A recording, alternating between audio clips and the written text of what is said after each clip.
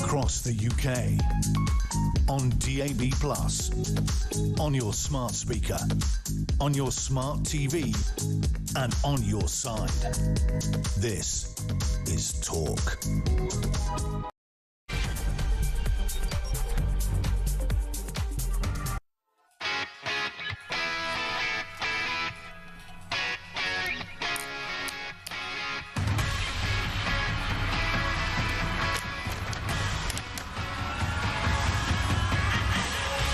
You are listening to Talk, the home of common sense. I am Mark Dolan, in for the legend that is Kevin O'Sullivan. A very big 3 hours for you. The people have spoken. More councils try to block migrants from being accommodated in hotels after the landmark Epping ruling. Will we have all of our hotels back by Christmas? And here's a bigger question. Where do these folks go next? And how do we stop the supply?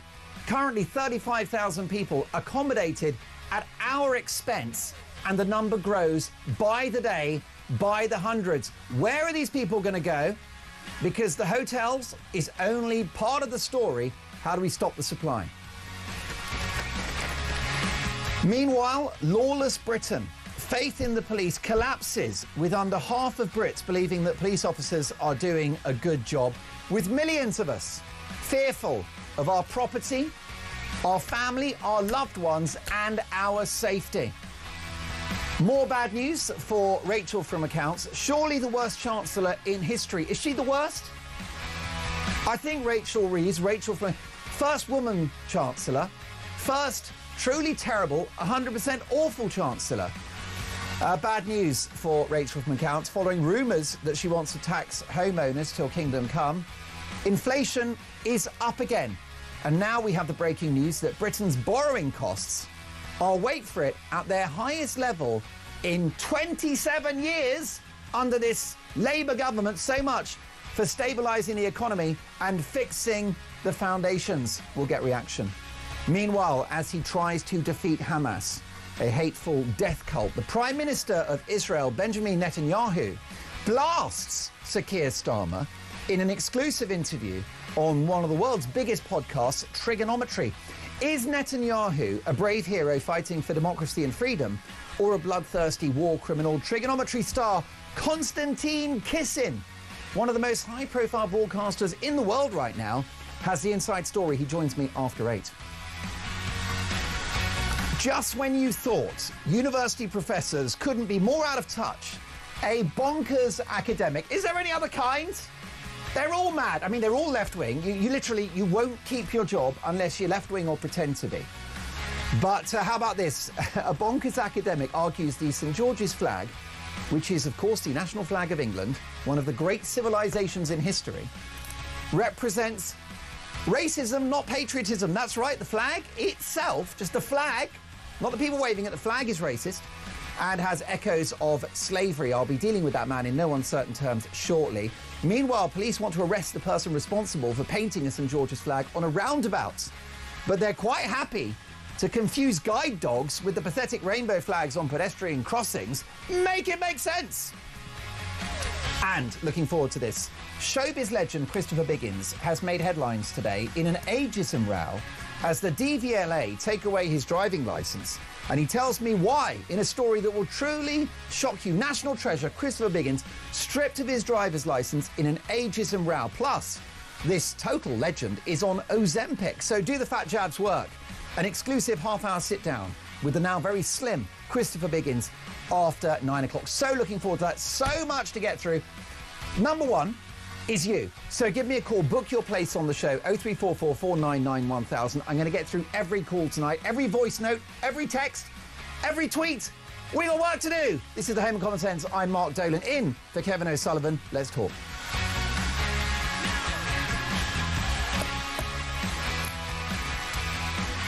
So, one of my absolute favourite journalists, waiting in the wings with some truth bombs. But first, am I the only one with Trump envy? I know he's a lunatic. I know he's a narcissist. I know he's a liar. I know he's untrustworthy. Is Keir Starmer not?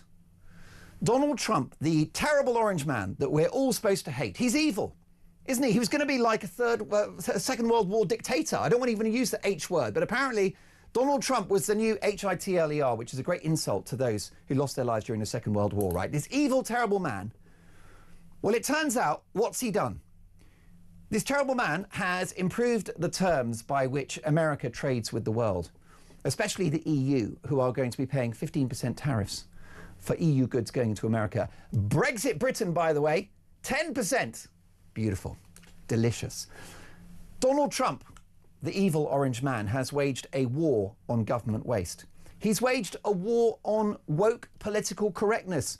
Teachers at primary school aren't allowed to accuse their 5-year-old of having white privilege anymore. And they won't be asked which of the 100 genders they are. You're a little boy, you're a little girl, we don't care about your skin colour, you're an American.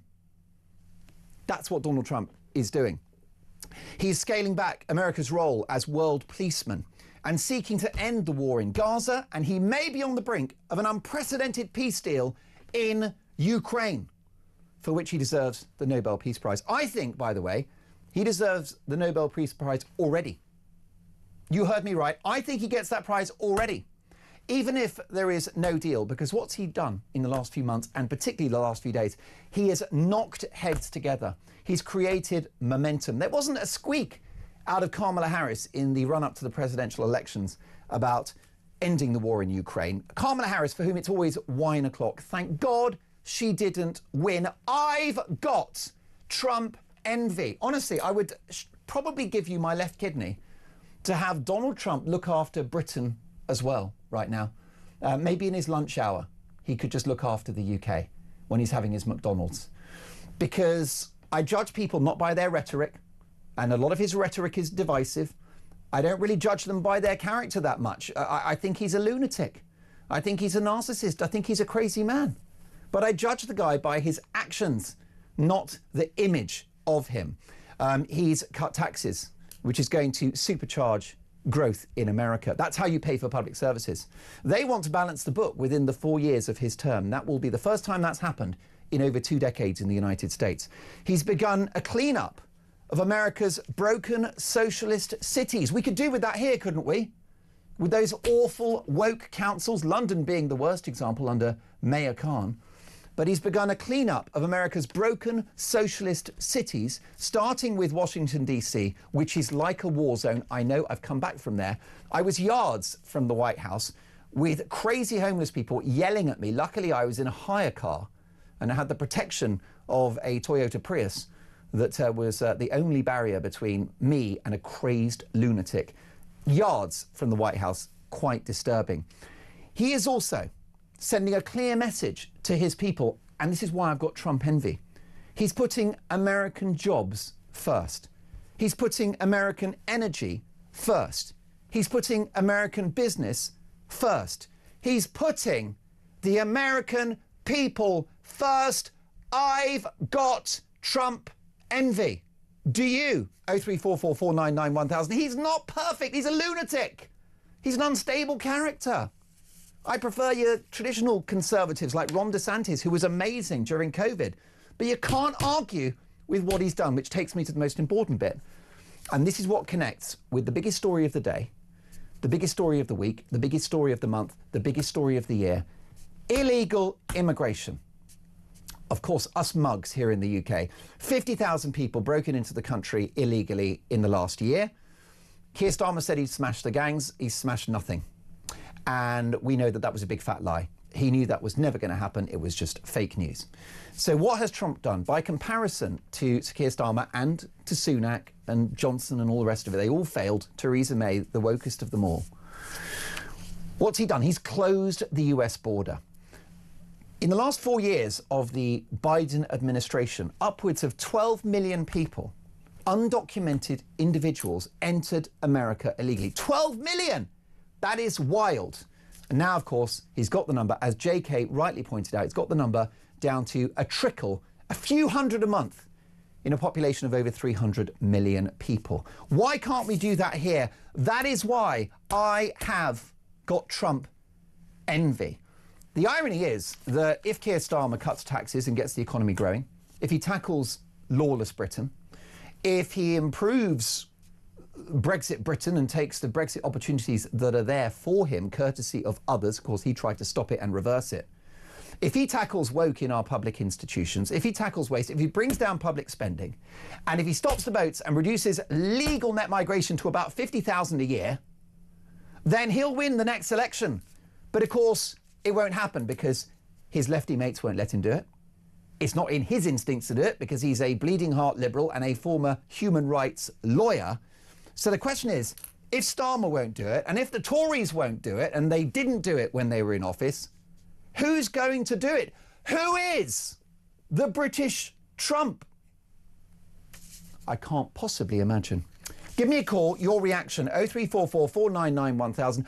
I've got Trump envy. Am I wrong? Give me a call and tell me if you agree. Tell me if you disagree. Because this show is all about opinions. Let's get the opinions of one of my favourite journalists, who is the perpetual dropper of truth bombs. And no ... are given. I'm delighted to welcome Talk's international editor, contributor to the Telegraph and other esteemed platforms, Isabel Oakeshott. Good evening, Isabel.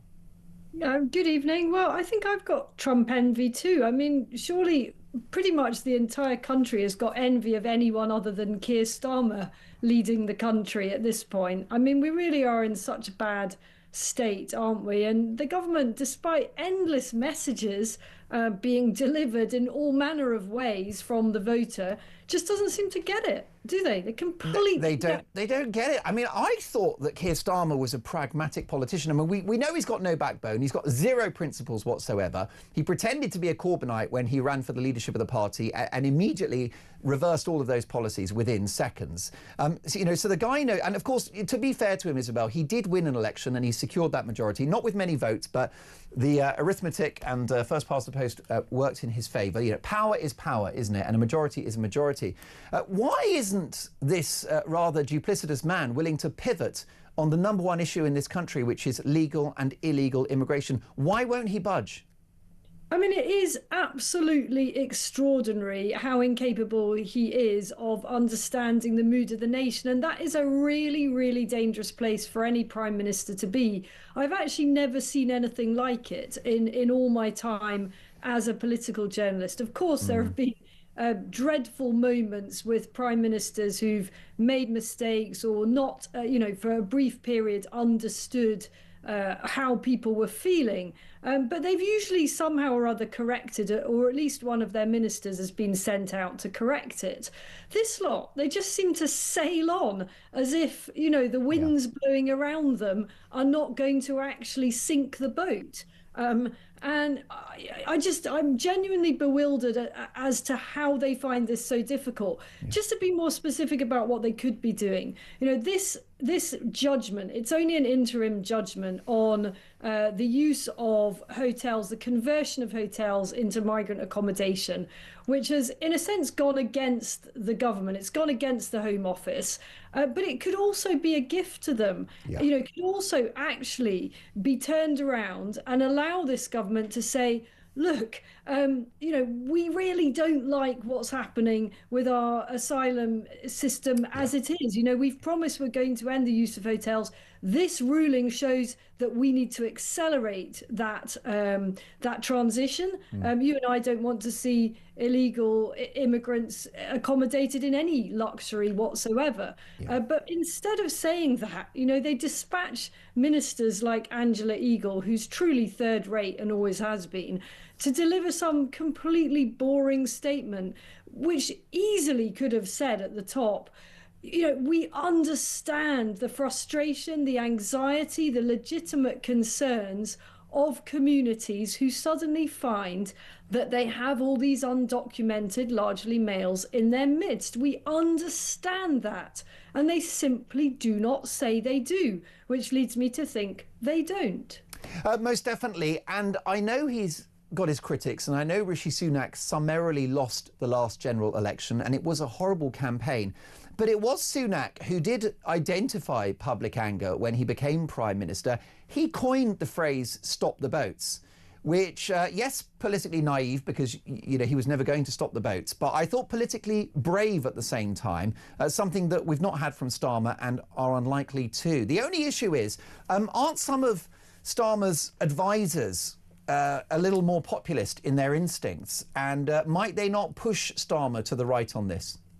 Well, what's just so surprising is that they haven't so far, and that does beg the question. You know, a year has gone by, they still don't get it. They had however many years, 14 years of opposition to formulate a policy. Now, we didn't have channel migrants mercifully coming over for the full 14 years, but we've certainly had them coming over in large and significant quantity for at least the last sort of 8 years. So there was plenty of time to prepare a policy. I just wonder whether Keir Starmer is at some point going to have to come out on Downing Street and actually take that, get behind that lectern, or ideally forget the lectern altogether, get out there and just acknowledge where we're at. And where we're at is absolutely catastrophic. You know, whatever area of public policy you look at, whatever, when you list the problems that this country is facing, they almost all trace back or are heavily linked to the loss of control of our borders. Not all of them are wholly to be blamed on that, but you know, you think about pressure on housing particularly and very obviously, but economic pressures, you think about pressure on the health service, you think about pressure on schools, and on you go with a long list of things that it's very, very hard for the government to say, you know, we've got no money and it's all very difficult when they continue to squander money in this manner. Most definitely. If you can't take your phone out of your pocket for fear that it'll be snatched by somebody on a bicycle with their face covered, you're not a proper country. If Nescafe Gold Blend in your local co-op has a security tag on it, you're not a proper country. And if you cannot secure your borders and decide who comes in and who goes out, you're not a proper country. This, which I think is very apposite, Isabel, and it's from Jason in Sussex, who says, "Good evening, Mark. With all the excuses we've had about everyone saying there's nothing the government can do, I'm absolutely sure that we're about to see just how quickly the front bench can act over the court's ruling on hotels. The law is going to be changed within days." Jason in Sussex. It is all about political will. That's a point made by Carl in Cornwall. Hi, Mark. Great to see you back on Talk. What are we going to do with these illegal migrants? Now it looks like hotels are not an option. Use disused MOD property and put up detention centres to accommodate them and then deport them. Only one thing from government is needed. It is political will. Who's got that will? Have we really got to wait 4 years to fix this? And what kind of country will we be in 4 years' time? Isabel Oakeshott and myself are back in just a moment. 0344 499 1000. Book your place on the show. We need to talk.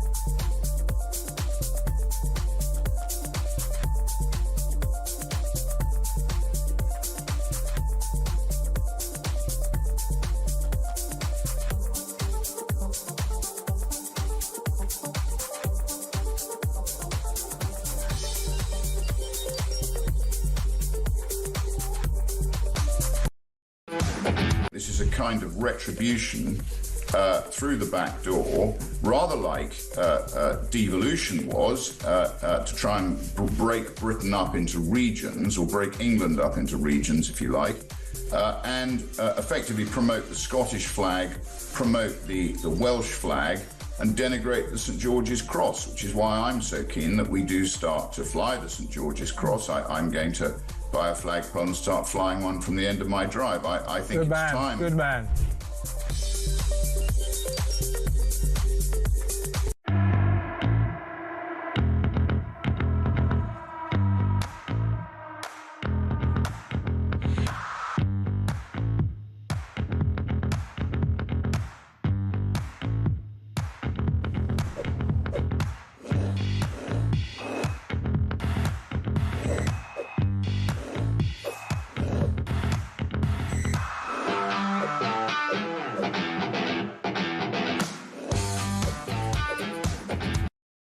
Across the UK, on DAB+, on your smart speaker, on your smart TV, and on your side. This is Talk. Aaron has messaged the show. Is there anywhere that isn't a pseudo-democracy? Well, that's the funny thing, Aaron. That's why I've got Trump envy, because I think America has never looked more like a democracy. And with most of the media battling to keep Donald Trump out of the White House, he prevailed and he won a majority in both houses. He had the popular vote. It was a complete landslide, an example of people power. But Aaron goes on to say, is there anyone that isn't anywhere that isn't a pseudo-democracy?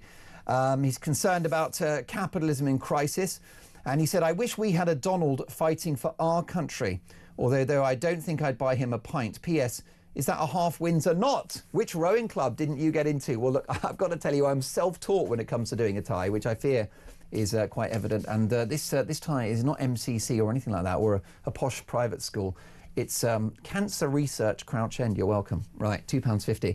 Giving something back, folks. Penny, Mark, good to have you back, if only for a few days. Please remind me which band is playing your opening music. It is Prima Donna Like Me by the Struts, Penny, and thank you so much for that. She says she's off to Trumpland on Saturday. And she says, go Trump. Thank you for that. Keep those messages coming, the voice notes as well. The calls are stacking up. I'm going to get through every single call tonight. That is the goal, because it's all about what you think and the views of my brilliant guest, one of the country's most fine and truth-bombing journalists, the lovely Isabel Oakeshott. Isabel, where do these people go if we're not using hotels anymore? Well, I mean, I think that many of our listeners know where they would like these people to go, which is as soon as possible back where they came from. But in the interim, if we can't have that solution, then I think there are plenty of other much less luxurious and cheaper places where people could go. For example, on the site of old military barracks, there's actually a site quite near where I am in the Cotswolds right now. Used to be a detention centre, actually. They're making a heck of a song and a dance of upgrading it. It was perfectly serviceable a few years ago, and now, needless to say, multi-millions of pounds are being spent making it all shiny and new. But there are umpteen number of basic buildings all around the country that could be converted for this cause. And you know, people don't need luxury. If they're fleeing war and terror, they'll just be grateful, I'm sure, to be in safety and be in civilized surroundings, and that ought to be enough while their claims are considered. Also, do you think a debate around where they're accommodated, and obviously it's unedifying and unacceptable for them to be in hotels. The reason why, especially in smaller towns, hotels are a focal point for the community. Hotels have history. People remember their wedding in their local hotel, christenings, births, deaths, you name it. It's a place to go and have afternoon tea with your gran, isn't it? The local hotel is an important, just like the pub is an important fixture of any town. So people have lost that. It affects tourism as well. Very badly in Ireland, by the way. Tourism is being destroyed by migrant hotels. And you want to go to a town like Drogheda, which is where my mother's from, and you can't stay in Drogheda, which is a lovely historic town in Ireland, because it's full of migrant hotels. And, you know, so that's not great, is it? So, but I just wonder, Isabel, is the accommodation of these folk a slight red herring because it's about the supply? Because yes, we can stick people in army bases, but as you said, that's going to cost millions of pounds. They're also going to mostly receive their asylum that they're seeking. 80–90% of them will be allowed to stay in the country. How do we tackle the supply? Because that's the million-dollar question, isn't it? Well, I mean, of course, you know, we shouldn't be in a situation where we're endlessly trying to accommodate ever greater number of new arrivals. And So I think what you're really saying is, should we accept the premise that we have to find more accommodation for them at all? And I mean, I'm with you on this one, as I hear the government talking in bland terms about how they're going to examine a range of options. You know, most of the public, I think the polling would show, are really only interested in one option, and that is deportation. And, you know, these people have broken the law when they get to our country, and it just is completely absurd that they are then lavished with all the indulgences that they have while ordinary people have to work so hard. I think there's a huge debate, isn't there, Isabel, about, you know, how many treaties, how much legislation, how much of our effective unwritten constitution would have to be torn up. We'd have exit the ECHR, the Human Rights Act. There would be, I mean, if Reform UK got in, there would be a bonfire of all of that stuff. Is that the thing to focus on should they achieve power? Because it remains, I would argue, not credible that you'll be turning boats around in the Channel anytime soon. Well, you say that. I mean, I'm certainly not involved in any logistical planning for a mass operation to do that. But I think Reform's leadership has always argued that it's quite possible and legitimate under the UN Convention, I think it is, on the law of the sea. There are clauses in there that absolutely do allow you to turn boats around safely. It's what, as you know very well, what they've done in Australia, and it was extremely effective. So I don't accept that it's too difficult or illegitimate to turn boats around. You know, this actually isn't complicated, and it's why it's such a politically dangerous topic for the government, because anyone can see, anyone who's got even the remotest intelligence can see the absurdity of the French literally escorting boats over to the halfway line of the Channel, where they enter British waters and they are handed over to us in what now the people smugglers describe as a taxi service. It is completely absurd. And, you know, I think if I were in charge, for sure, I would not be giving the French a penny more, and I would be getting pretty robust on any kind of agreements we have with them over fishing rights. I'd be getting pretty robust Trump style over tariffs and so on. You know, we've just been utterly lily-livered on all of this. Jason is in Sheffield. Jason, I doubt you're lily-livered on this. No, not pretty much, no. I mean, with the migrant hotels, all they're going to do is bring in emergency legislation through the back door to put a curb on these planning laws so they can keep putting them in. Well, yeah, because, of course, it's worth pointing out that this is not really the courts being heroic and you know, listening to public opinion about these migrant hotels. It's purely a rather dull bureaucratic issue of the function of the building, isn't it? And what the building's allowed to be used for. It's not really, you know, it's not a direct translation of people power. It's almost a technicality which has seen the Bell Hotel censured in this way. Yeah, what's happening is they're listening to, I think they're judges, well, some judges, should I say, are listening to people more than the government. Not all judges, because a lot of them are, shall we say, left wing. But we can say, let's some say are that. listening. Let's all say that together. Yeah, it's the government don't listen to anybody. They'll change the legislation, bring in emergency legislation so they can carry on, put them into hotels. They'll refuse to listen to the people of this country because that's what they do. And they'll come up with some excuse to say, well, we're getting the migration problem. No, you're not. It's getting worse, 50% worse in the last year. Yeah. They're making a complete hash of it. We don't know what they're doing. They haven't got a clue what they're doing. Whenever something, whenever they've got a problem in front of them, they start another quango or another inquiry or they put it out to consultation, and they just carry on as they are. because they're bloody useless. Jason, I tell you what, taking the words out, that was a lot better than my opening statement, I've got to say. Jason, give me a call again soon. I really enjoyed what you had to say there. And I'm going to let Isabel react to that in just a moment. I'm delighted to be in the company of Talk's international editor, one of the most respected journalists in the country for the next half hour. Get your calls in if you want to ask Isabel anything. And also, I want to ask you, and I'll be covering this after the break, which is that we are a civilised country. We accept refugees. We always have. We always will. I'm the son of migrants myself. You may be. The difference, of course, is that my folks came here to participate in the British project and to become British people, which is what they did, without losing their ethnicity and their cultural background, but they became British and signed up for what this country is all about. Others do not. But here's my question. Is it unacceptable for people that enter the country illegally to be detained? And is it unacceptable for them to be detained in accommodation such as a tent or a very prefabricated structure? Is there a certain threshold by which we have to say, these are human beings, they're our problem now, and there are certain standards required? We'll discuss that after this.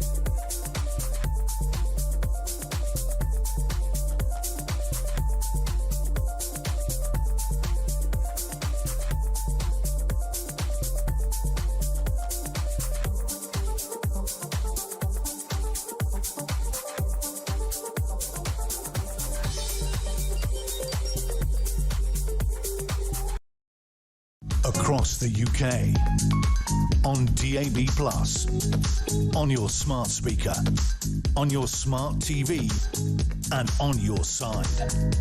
This is Talk. This from Martin in Ollerton near Newark. Good evening, Mark. Great show tonight. Can I ask why no Labour politicians have made any statements on the issue? Where are they? If I enter this country without a passport, I would be detained and probably arrested. If this government tries to change the law on the issue with the hotels, the country will have to revolt. The anger is palpable out there. That's quite clear to see. And how about this? We have Gil says, hi, Mark and Isabel. I'm just wondering if Starmer is thinking ahead and planning to get his own lefty judges to preside over future courts who try to take the Home Office to court over migrant hotels. So there is not a repeat in Epping. And that could be a brilliant victory. Thank you. Actually, is it Jill or Gil? Apologies, I'm not sure the pronunciation, but thank you for your message. How about this, Sally? Hi, Mark. Will reform rescind any asylum claims which have been granted to illegals if they get into government? Isabel looks really lovely. Is she off on the Raz? Says Sally. Sorry, I've got this Anchorman thing, which is I just read what's on the screen, and I wasn't going to even enter the territory of your appearance tonight, Isabel, but now on behalf of Sally, I'm obliged to ask if you're going out tonight. What chance of that? Absolutely. I'll tell you where I'm going. I will be, after this wonderful show, I will be taking the dog, who is currently doggo on the floor doing very little. He'll be going for a nice little walk down by the river. That is as glamorous as it's going to get for my evening. But I'm glad that people think I might be going out. Sadly not. It's a working evening. Well, look, we're so lucky that you're spending your time with us. And I want to ask you about whether Britain has a sort of threshold in terms of standards of accommodation as a civilised country. Is it wrong, even if someone's entered the country illegally, for them to be accommodated in a tented camp? Really really good question. I remember not that long ago, Andrea Jenkins, the Lincolnshire-based mayor, suggesting tents. And let me be truthful, I sort of did a bit of a sharp intake of breath, because it certainly wasn't official Reform Party policy. And I was sort of thinking, crikey, that's going to set the cat amongst the pigeons. But look, I think probably on reflection, if we have to have asylum seekers coming at all, I mean, and I should say that, of course, the UK should provide safe haven for a very well selected group of people who genuinely are fleeing war and terror. That's what civilized countries do. They take their share. But we all know that that is not what the vast majority of people who are coming here are really now doing. They are economic opportunists, certainly. That is the overwhelming evidence, I think. I think that if you are coming over here genuinely fleeing war and terror, you're probably going to be okay with a short period in a tented camp. But I just don't really like the idea of Britain becoming a kind of sea of refugee camps. You know, this isn't Sudan. You know, and I sort of feel that that is not a good look for our country. And it would be all right if we could trust this government to only have, you know, one very, very small and very civilized encampment. I mean, after all, the army during the Afghanistan war lived in something similar. Camp Bastion was basically an encampment, and it was pretty civilized. But we can't trust them not to expand these camps anywhere and everywhere. You know, coming to a place near you, a refugee camp. I mean, marvellous. You know, this isn't actually the third world, though quite often I wonder whether bits of it feel like it. We are turning into a third world country, honestly. We're deliberately impovering ourselves with net zero, even though we're sitting on decades worth of oil and gas. We have a welfare state that is absolutely unaffordable. We live beyond our means. And at some point, it's all going to fall over, Isabel. I do worry that in 4 years' time, when there is a major political shift, and who knows what that will look like, that's up to my viewers and listeners to decide. But I'm a bit worried that the country will be so broken by then, there's not much they can do, because if you're going to have a political revolution, if you're going to change our institutions, if you're going to close the border and all of those things, you need political will, but you need resource as well. Donald Trump's absolutely broken the bank, Isabel, in order to police the southern border and to close the southern border. It's costing tens of billions of dollars to do so, which is why he asked for so much extra cash this time round. But listen, what I want to do now is I want to get onto another subject, because speaking of the economy, Isabel, inflation is up. We know that. Growth is down. 16,000 millionaires expected to leave the country this year. We've also got, you know, stubborn inflation, which has crept up as well. And now the latest, our borrowing costs have reached the highest level in 27 years. Labour are in for 4 years, and it could be a very tumultuous 4 years, couldn't it? I mean, this is just absolutely catastrophic, and you know, I've long felt not enough people are talking about it. You know, I suppose because it's boring to talk about the bond markets and inflation and so on, but it really matters, and I'm sure that most of our listeners will actually be noticing food prices rising. The inflation is heavily driven by food prices, and I'm certainly seeing it in the shops at the moment. There are a few things, aren't there, that are always a sort of barometer, and they'll be different for every family. But for me, it's butter. It's just right back up again, that packet of Lurpak, which probably is a bit of a luxury, but it's a good gauge of inflation, and it's rocketing back up again. You know, we don't want to be spending so much of our precious resources simply on paying interest on government borrowing. It's a very, very bad use of things. And, you know, I'm really worried, Mark, by the way, about this prospect of Rachel Reeves now coming for our homes. I mean, we're not just talking squillionaire homes here. The suggestion is that she's going to come after primary residences. So if you sell your house, up until, well, to date, it has been the case that you're not going to get taxed capital gains on the increase in value since when you bought it and what you sold it for, because it's your home, and that was kind of considered off limits. I am very worried by the rumours that she's looking to lift that exemption and that people are going to have to pay capital gains on the uplift in their own home. I think that massively crosses a line. I think it'll have horrendous unintended consequences, and it is just going to play havoc with the property market and drive yet more people either overseas or just into renting. Just going to stagnate the economy. Isabel, can I offer you briefly a devil's advocate position on behalf of this government?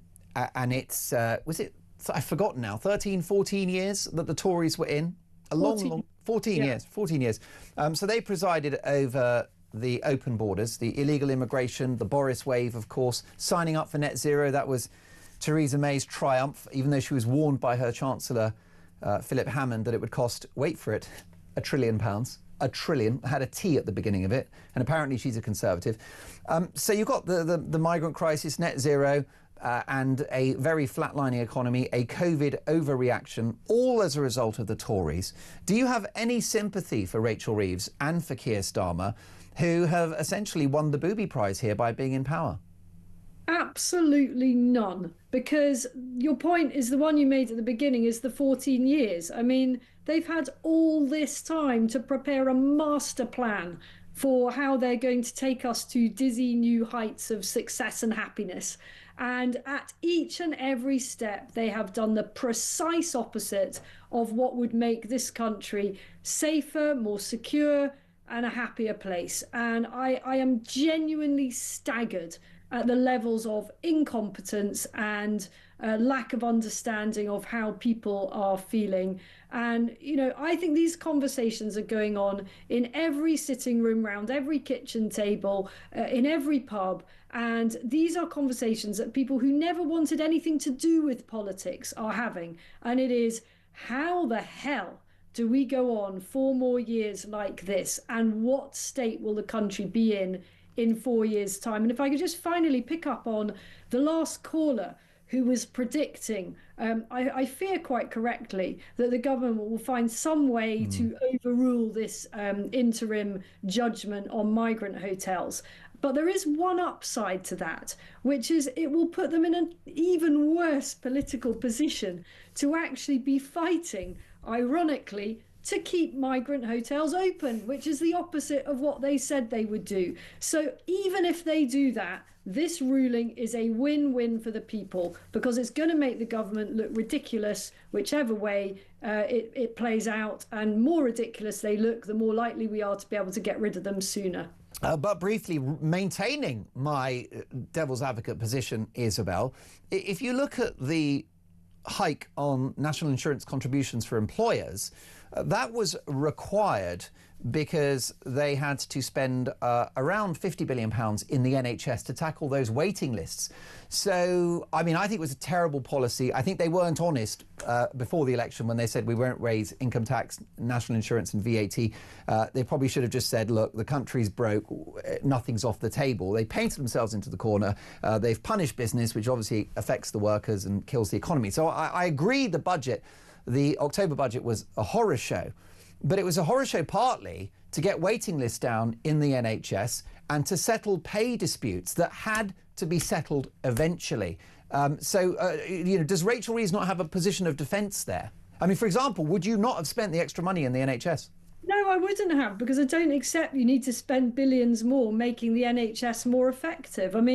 I spent best part of 2 years examining the state of the NHS, and I could give you any number of things that could be done to produce a better quality service, better outcomes for less money. The scale of waste in the NHS is something we've all known about for a long time, and trust me, is absolutely off the chart. But look, this actually begins and ends with the welfare budget. That is the single biggest drag on the economy. It is absolutely out of control. You look at something like the whole Motability scheme, totally discredited. Something like 1 in 5 new cars are for the Motability scheme. This is insane. We're not a nation of people all hobbling around totally disabled or in wheelchairs. It is completely and utterly abused from top to bottom, and yet it's still going. They know that it's abused and it's still functioning. Just one example. £1 billion every month given in welfare to foreign nationals. Again, madness. We could go on and on listing what's going on with the welfare budget. The long and the short is I am not cutting Rachel Reeves any slack, any excuses. I think that this has just been so badly mismanaged right from the start. Powerful words there from Isabel Oakeshott, who's with me till 8 o'clock. Max says, Mark, don't forget the increased pressure on our roads, water supplies and sewers by mass immigration.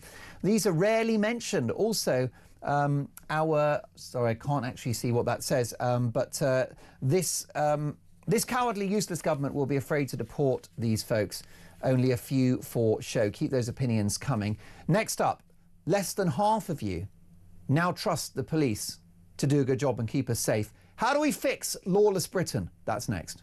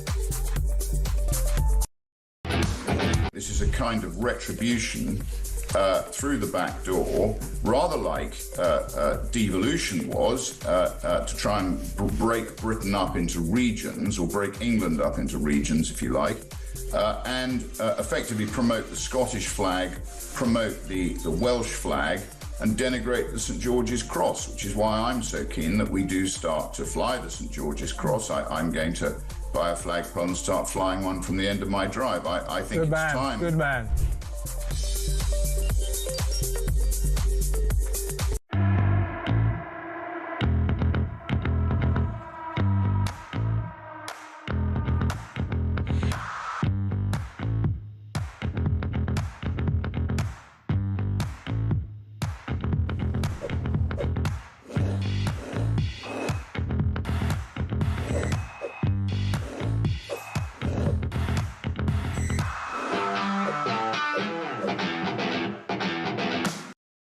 Across the UK, on DAB+, on your smart speaker, on your smart TV, and on your side.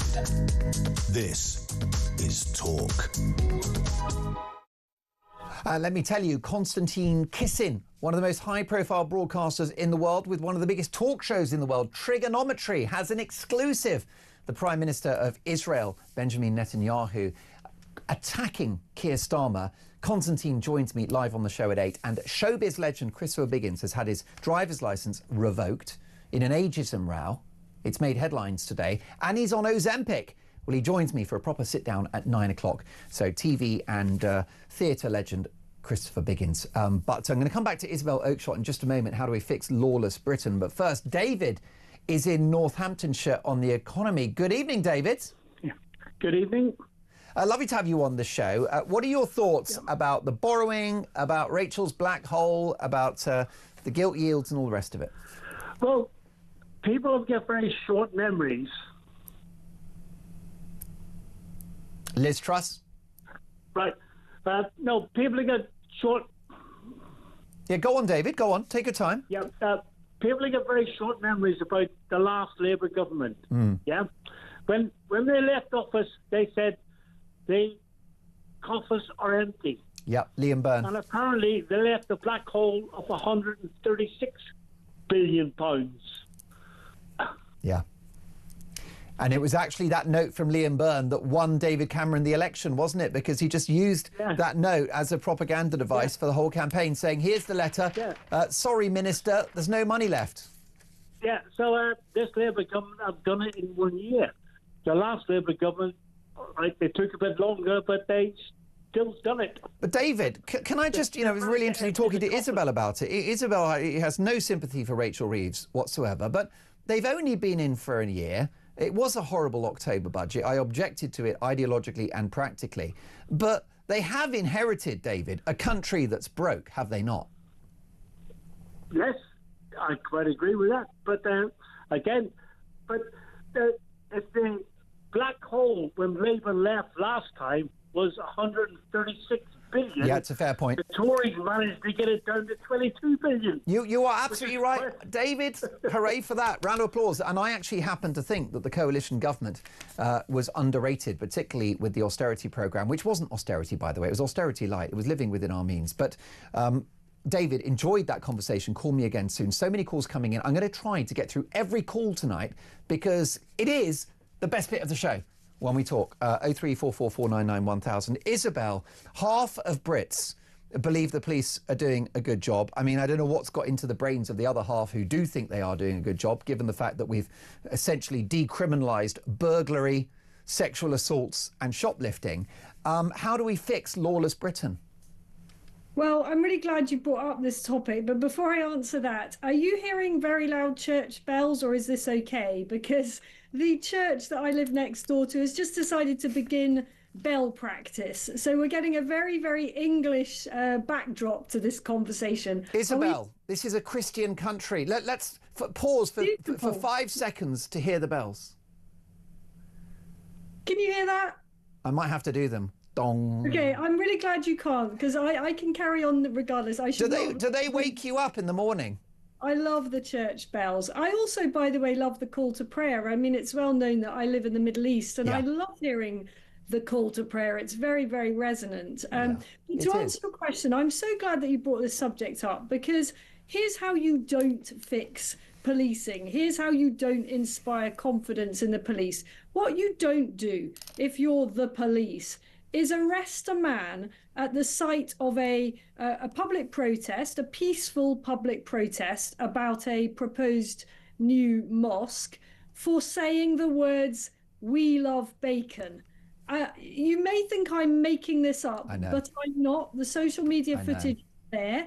And this is what he said. He said, "We love bacon." Now, it was a bit provocative. It was a bit cheeky. It's what you and I would probably call banter. For his pains, he was manhandled off and handcuffed and read his rights. And this person has now got the possibility of court action. And what the police have told us is this is based on sort of racial abuse. Now, Islam is not a race, so that just is completely illiterate, or seems that way to me.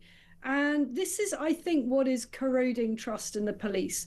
When they go after ordinary people for silly, minor things like that, and yet they don't go after the people who actually steal bacon from supermarkets. So you can't stand outside the site of a proposed mosque and go, "We love bacon," without getting arrested or risking that. But you can go into a Tesco and cart off 200 quid's worth or 190 quid's worth of bacon and not get arrested. And that is at the heart, really. It's a small but important example of what's going wrong. The police are pursuing the wrong things. 2% of burglaries lead to a conviction. All you're really getting when you call the police, having had any property stolen, is a crime reference number for your insurers. That's it. And actually, I'm almost triggered when they come round with a notebook and a cup of tea, because it's all theatre, if I'm honest with you, because it's not going to make a single bit of difference because they don't have the resources and there isn't the will to actually catch these criminals. Just anecdotally, last night I popped by a Tesco Express on my way home to get some lactose-free milk because my body's a temple. You're welcome. Very delicate digestion. I'm a delicate person, Isabel, I can't lie. I'm a wilting flower. Anyway, and I'm in there and saw a guy just chucking a load of stuff into his bag. That's no problem. They didn't have the milk I want. I went over to Sainsbury's and I can't get in because there's a security guard and 3 Sainsbury's members of staff who are holding down somebody that's stolen some booze, which has got a security tag on it. And they are quite heroic. If you consider a supermarket worker, you know, what are they on? £15 an hour? 18 quid an hour. You know, they don't get paid enough to put their lives on the line. Way less. Well, they may get, exactly, it might be closer to 10 or 11 quid. They don't get paid enough, and it's heroic. But why should they bother? And just the other one, Isabel, on the train a couple of weeks ago, I can't remember which line it was, somewhere in England, there's a guy that takes his trousers, pulls his trousers down, and this is a guy that's, you know, the full nudity, full meat and two veg. This is disgusting. There are children and women and young families on the train, and a few brave heroes wrestle this guy to the ground and then drag him off the train when he reaches the station. Those men are now being spoken to by the police, and they may be in trouble. Why should they bother? Well, we've all got to keep bothering, and I mean, that case sickened me. It really did, because I agree with you. It was heroic to step in, to try to have a go. And, you know, most people are far too cowardly even to say anything. I've been in this situation myself where I've intervened and got an absolute tirade of abuse on a train from the person that I confronted, and not a single passenger had the cojones, if I can put it that way, to stand up for the right thing and to back me up. And I'll carry on doing it, but it isn't particularly safe. It isn't comfortable, but we just got to keep doing it. Well, like, briefly, Isabel, you might get stabbed, you might get punched, you might get arrested. The authorities aren't even on your side, and that's going to be something that goes through your mind next time you consider stepping in. Absolutely, but you know, if we can't, in a sense, police ourselves in a civilized way, not hurting people, I'm not talking vigilantism. Of course. Then we might as well just all give up, really, because it'll just be a descent to the bottom. Isabel, enjoy those church bells. Always love reading your incredible journalism. You're fearless and powerful, and of course always enjoy listening to you on Talk as Talk's international editor, Isabel Oakeshott. Next up, one of the world's biggest broadcasters, Konstantin Kisin from Trigonometry. Is Netanyahu a monster?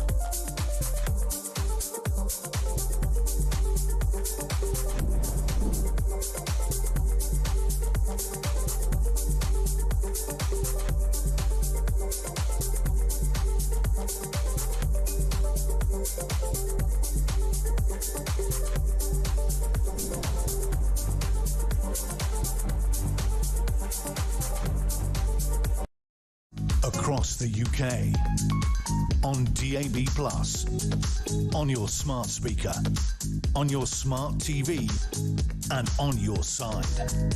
This is Talk.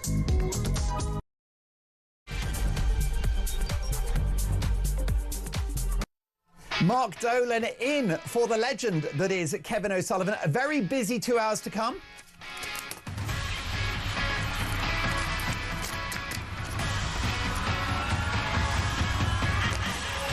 Now, showbiz legend Christopher Biggins has made headlines today in an ageism row as the DVLA take away his driving licence. He tells me why in a story that will shock you. Plus, this star of stage and screen, this total national treasure, has had Ozempic. That's right, he's on the Ozempic jabs. So do the fat jabs work?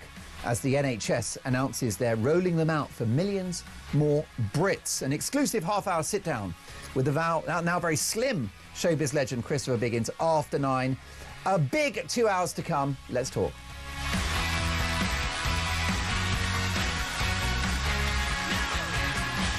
Now, the media landscape is changing dramatically, and Trigonometry is one of the biggest talk shows in the world. It's not carried on a TV network. It's on YouTube.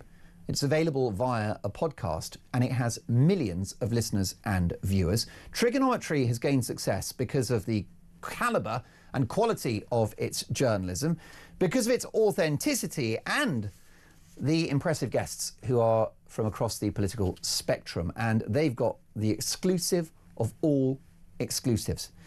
Benjamin Netanyahu, one of the most controversial figures in the world, the Prime Minister of Israel, who is considered a hero fighting for freedom, democracy and peace on one side, and demonised by others as a bloodthirsty war criminal. Which is it? Well, to get the answer, I'm delighted to welcome one of the biggest broadcasters in the world, the co-host of Trigonometry, Konstantin Kisin. Hi, Konstantin. Hello, mate. Good to see you again, and thank you for that very generous introduction. I appreciate it. Well, listen, you're making a splash on Trigonometry because you speak to guests from all backgrounds, left, right, and divergent views. It seems to be one of the few places where debate can be open and convivial and fair, and people hear each other out. You've had a chance to do that with Benjamin Netanyahu. First of all, how did you land the interview? Because that is the booking of the century. Sorry, I'm waving away mosquitoes here. Forgive me. I'm not waving away your praise and encouragement. By the way, is that a humble brag? Are you somewhere glamorous?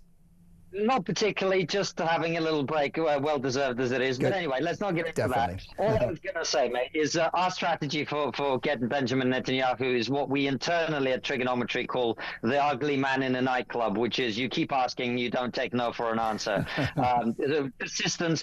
And of course, I think the other point that you mentioned, which is we have over the last 7 years established ourselves as a place where people can come and see fair, reasonable challenge of ideas. Yeah. We don't do gotcha journalism. We're not trying to paint people as bad. We don't engage in sensationalism. What we're trying to do is get to the bottom of and find out what the truth is. And I think that's one of the reasons that the Prime Minister and his team were happy to have us do the interview, because they recognized that we would challenge him, which we did quite extensively, as I'm sure you know.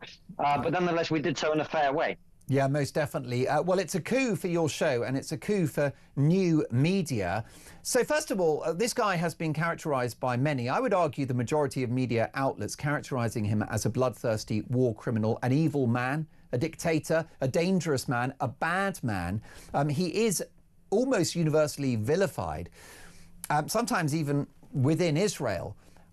What was his mood? Has this affected him at all, do you think, or his resolve? I don't think he's particularly concerned about the media coverage from a personal perspective. I frankly don't think he cares very much about that. He is tense. He is stern. There wasn't a lot of smiling and friendliness, even though I think he as I've been told, several members of his family are fans of our podcast, as it happens. But he's trying to win the war, and the war goals of Israel are to destroy Hamas, to get the hostages back, to demilitarize Gaza, Israel is losing thousands of soldiers in the process. Obviously, the images coming out of Gaza are horrific. And so I think he is a wartime leader who is trying in a very difficult situation to do the best for his people as he understands it. So there's not a lot of jokes being cracked with him at the moment, but you can understand why.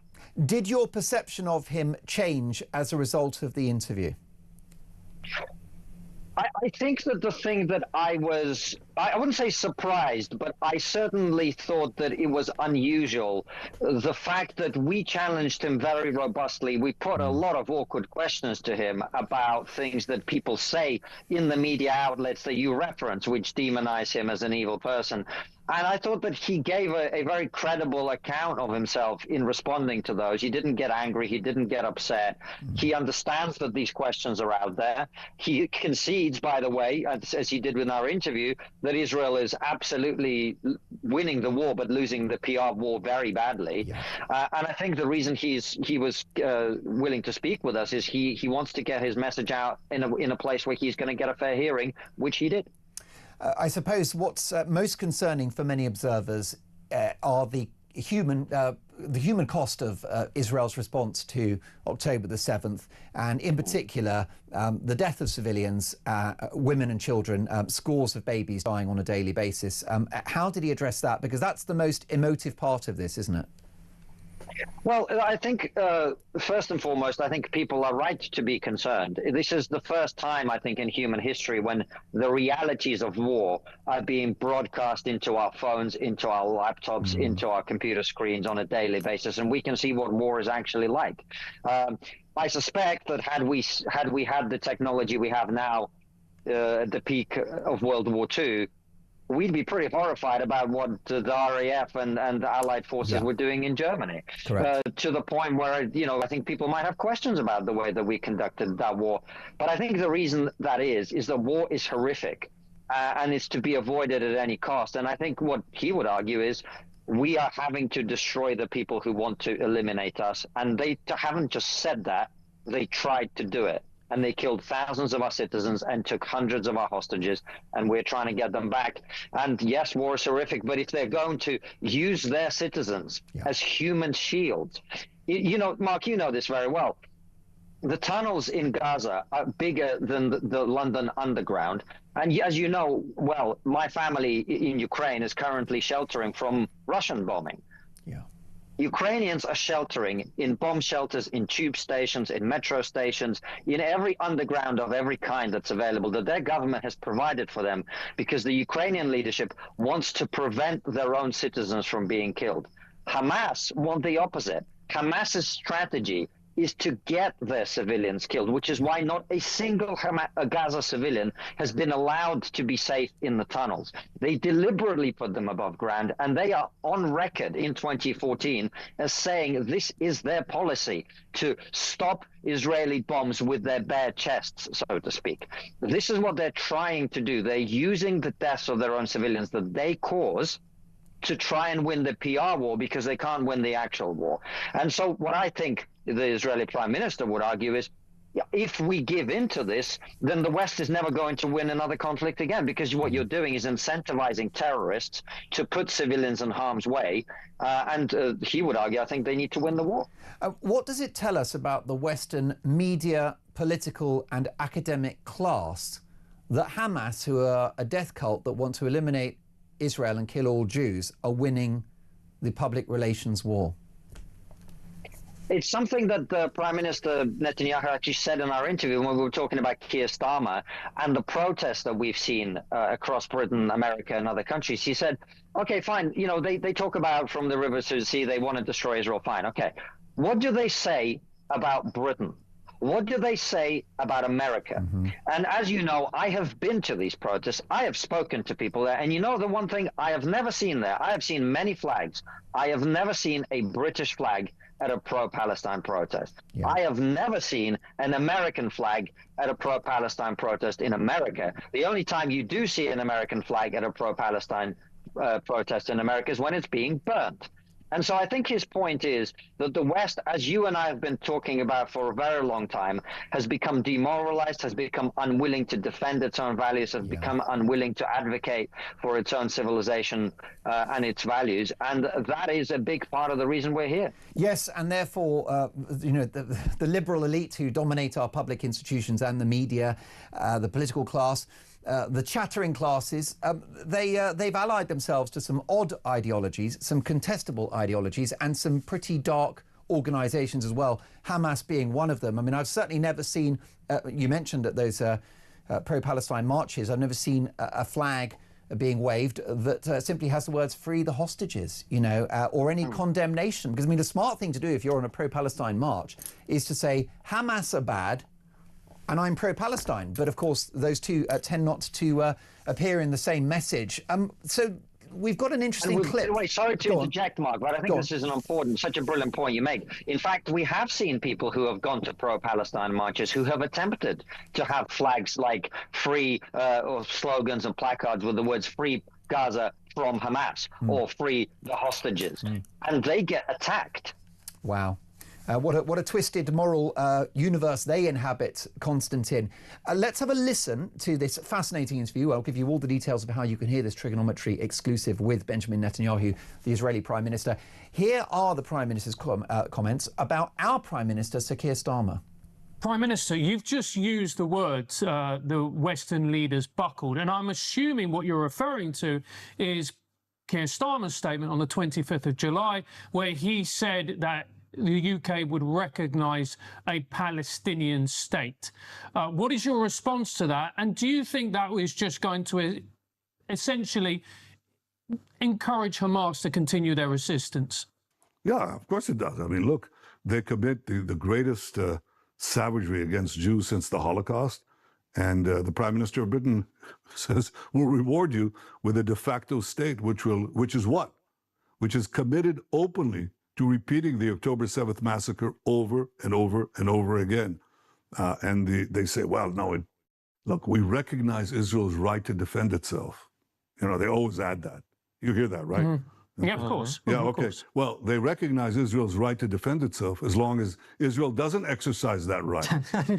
So now let's imagine what would be the response of Britain if, well, in your case, about 15,000 people or 10,000 people would be butchered in one day, and you'd have, I don't know, 2,500 hostages taken. You know, would you say, oh, well, we should give our attackers a state right next to London? Of course not. Konstantin, is there a problem with Benjamin Netanyahu's personal style, his persona, the way he comes across? Is that an issue? Because he has become demonized and the reputation seems to have stuck, you know, that in polite society he is considered the devil incarnate. Might any of that be prevented if he'd approached this differently or messaged things in a different way? Well, you've got to understand his history.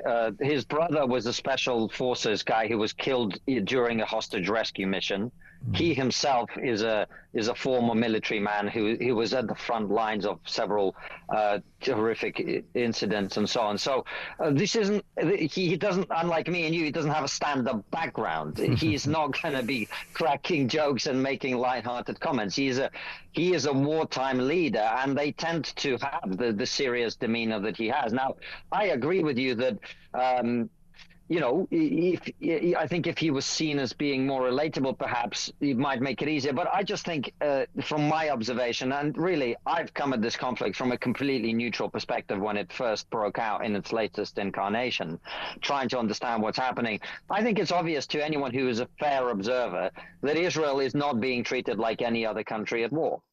You know, we make the point about World War II. Mark, I think I've lost you there for a second. We make the point about World War II very frequently, and I think it's a fair point. You know, when we had to prosecute that war and to win because Hitler wouldn't surrender, that's what happened. We had to defeat him, and this is what Israel is doing.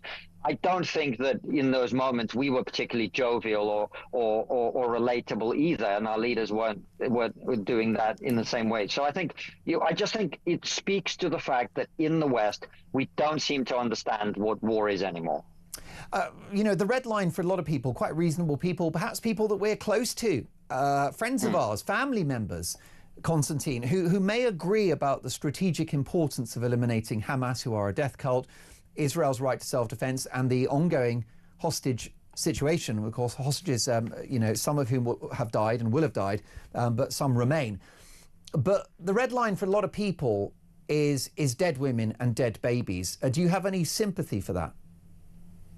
I have sympathy not only for the dead women and the dead babies. I have sympathy for the dead men in Gaza too. I have sympathy for all the people who are being killed, which is, of course, a tragedy. What is happening in Gaza is a horrific tragedy. And the question we have to ask is, why is it happening, Mark, and who is responsible? The people who are responsible for the deaths of the civilians and everyone else in Gaza are the people who conducted October the 7th, and the people who won't do the obvious thing right now. What are they trying to do? Do you think Hamas is going to win the war? All they have to do is hand over the hostages, surrender, hand over their arms, and this war would be over. But they don't, because they want the civilian casualties so that people in the West look at those horrific images and say, well, let's put pressure on Israel to stop. The pressure should be on Hamas, as you rightly say, to return the hostages and to surrender. Is it anti-Semitic, Konstantin, to hate Israel? No, I don't think so. Because some people feel that if they criticize Israel, that they're cast as anti-Semitic. Is that fair? Is that a fair defense? I think there are some people who do that, and I think they're being deeply irresponsible, and they should stop. I think criticizing any government or any state is the sovereign right of every individual. I don't think you have to be anti-Semitic to disagree with what Israel is doing based on your understanding of the situation. However, there are many anti-Semitic people who criticize Israel, of course, but just because you criticize Israel doesn't make you anti-Semitic. And I think people are being irresponsible when they conflate the two. As we have seen in our own country, you know, allegations of racism and sexism and other things being wielded inappropriately to the point where now when someone's called racist, you kind of don't really take it seriously anymore because you go, oh, the media keep lying about this so much. We're not really going to believe it. Yeah, last time I checked, I think even Anton Decker far right now. So these labels have been completely worn out and are no longer fit for purpose. Before you go, Konstantin, I'll let you get back to your summer cocktail. What's spectacular about trigonometry, and I would urge my viewers and listeners to go and watch and listen to this interview with Benjamin Netanyahu. What's great is you tackle the big issues and it's an open debate. Everyone gets a fair hearing, just like the conversation we've had this evening. But you also get to see the human being. You know, notwithstanding the issues that are being debated, you get to know the person too. So tell me about Benjamin Netanyahu, the man. How did he come across? What was your feeling spending time with him? He's very intense for the reasons that we discussed that are understandable. He is a wartime leader whose single-minded focus is on eliminating his enemy, Hamas, and securing victory and making sure that his country can never be victimized in the way that they were 2 years ago. I think that's the entirety of his persona now. I think it's his single-minded focus. And so as a man, he is intensely focused on that. It's not an accident that Trigonometry is one of the biggest talk shows in the world. It's on YouTube. It's available as a podcast. It's essentially weekly and sometimes daily viewing with interviews with politicians from all political colours, broadcasters, entertainers, the lot. Konstantin, go and have a holiday. You deserve a break and we'll catch up soon. Thanks, mate. I appreciate you having me on.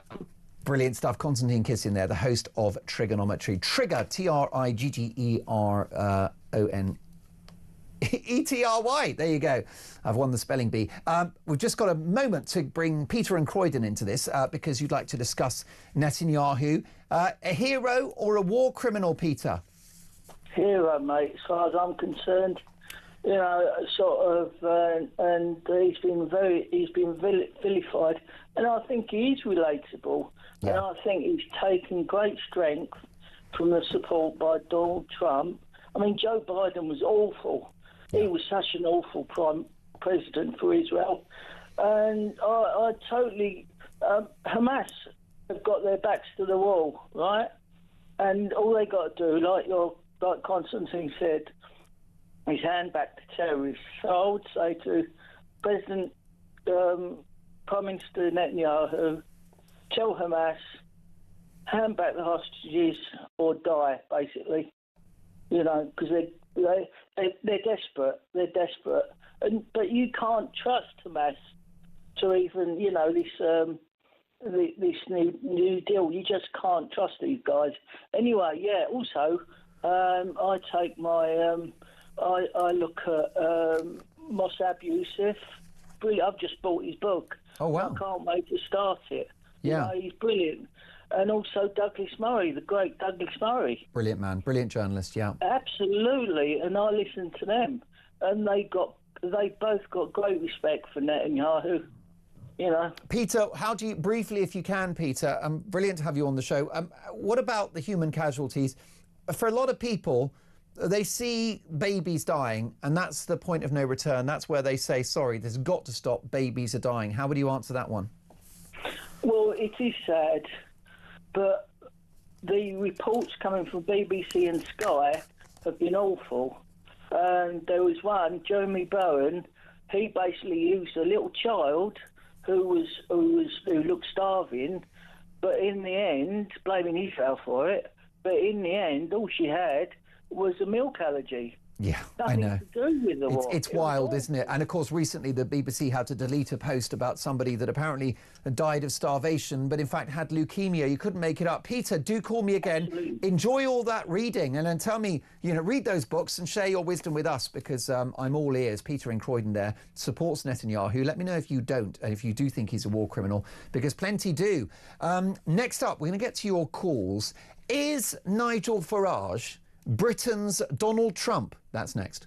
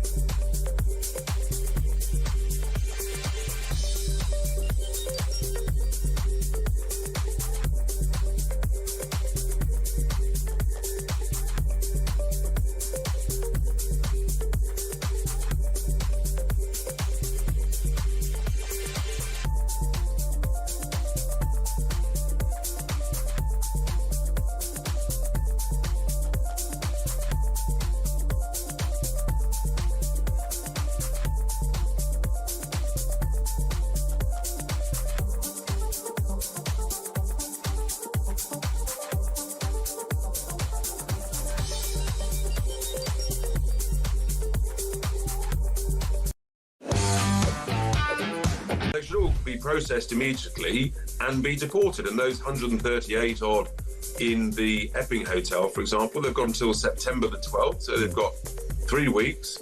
Process them rapidly, reject them all because they've come here illegally, and deport them. And if there's a crossover, then yes, people need to be housed in former military camps. What's wrong with some good UN-type tents? And let's deport them. Germany's deporting people to the likes of Afghanistan. We should be doing the same.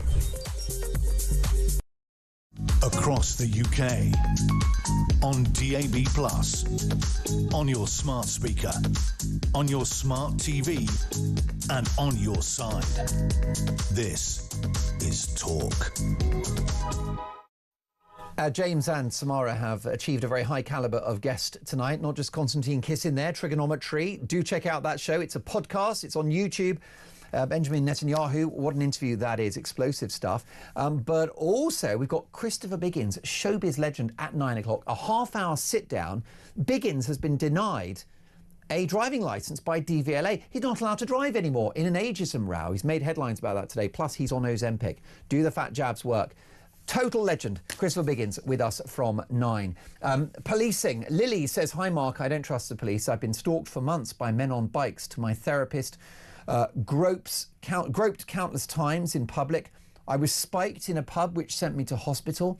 Every time the police failed me, they generally arrive 30 to 40 minutes late to the scene, give you a crime reference number, which goes nowhere, and don't bother chasing up CCTV. This isn't policing, this is abandonment. And women like me are paying the price.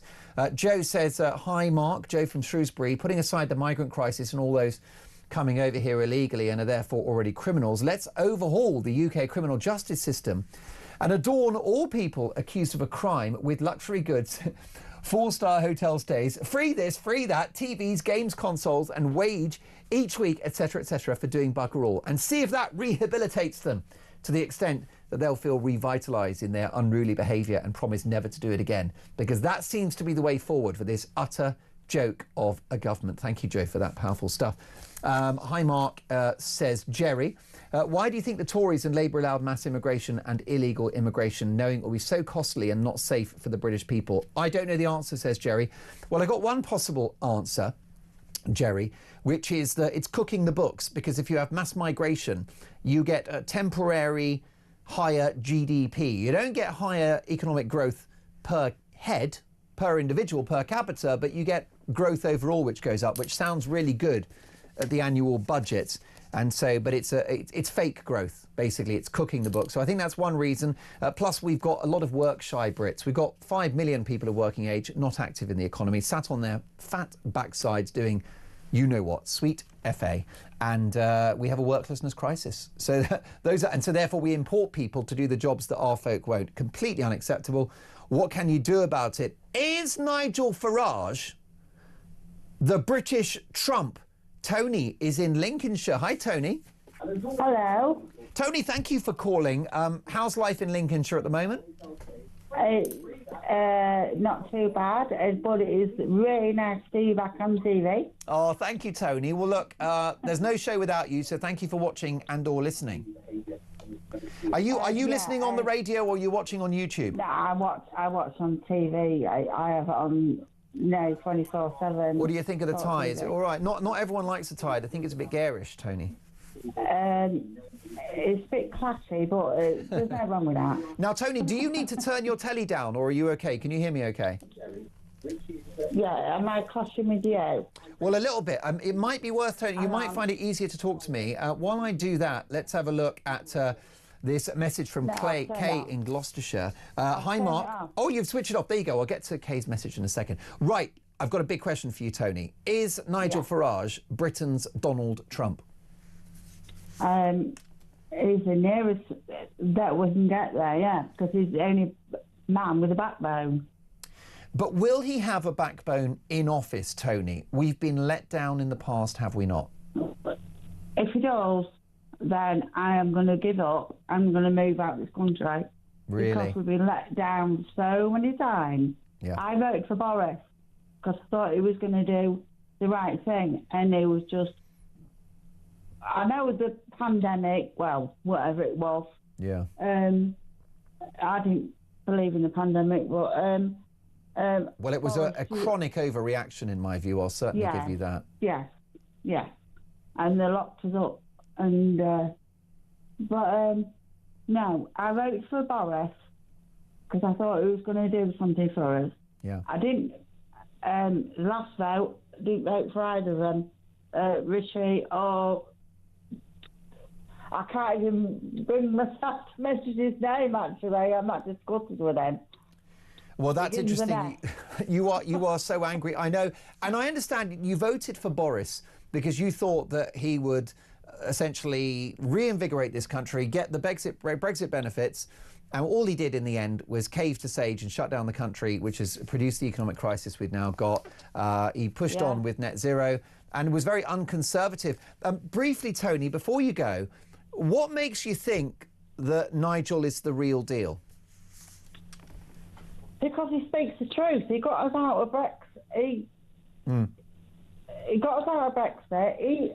What he says, he does, and he delivers. Yeah. Well, he's certainly a man of conviction, and he's been pretty consistent in his messaging over many years. Well, if he wins, whoever wins in 4 years, let's hope that they stick to their word, Tony, because I think you'll agree with me that whatever happens, we need change, don't we? It's going to go before 4 years, hopefully. But Nigel Farage, he reminds me, it was the one who used to say stand and deliver. Stand and deliver? Wasn't that Adamant? No, the actual horseman. Oh, stand and deliver. That wasn't Robin Hood, was it? No. Who said stand and deliver? Was it? You know what? You've done a rare thing. You've silenced me. Let me look it up while we talk among ourselves. He used to, and he got hanged in Lincoln, I think. Well, the highwaymen used to say it, didn't they? Stand and deliver. Oh, Dick Turpin. Dick Turpin. Oh, Black Beth. That was it. And what? And you think that Nigel Farage a dick? You think Nigel Farage is a dick? No, Turpin. he's not a dick. No, Dick Turpin. You put words in my mouth. Nigel Farage is a Dick Turpin. He will say, stand and deliver. He will deliver. He will. I'm only kidding. Nigel's I know Nigel very well, and he's a good guy. And if he wins, I really hope they let him do his job. But you know, there'll be a lot of lawfare. There'll be the blob. But Tony is leaving Britain if it doesn't work. Tony, give me a call again soon, and thank you for watching me on The Box. It is great to be back, and we'll speak soon. Tony, don't leave. We need you. Come on. We can't be losing any more good people. Tony in Lincolnshire there. Right, let's talk migrant hotels. Kevin is in Leicestershire. Hello, Kevin.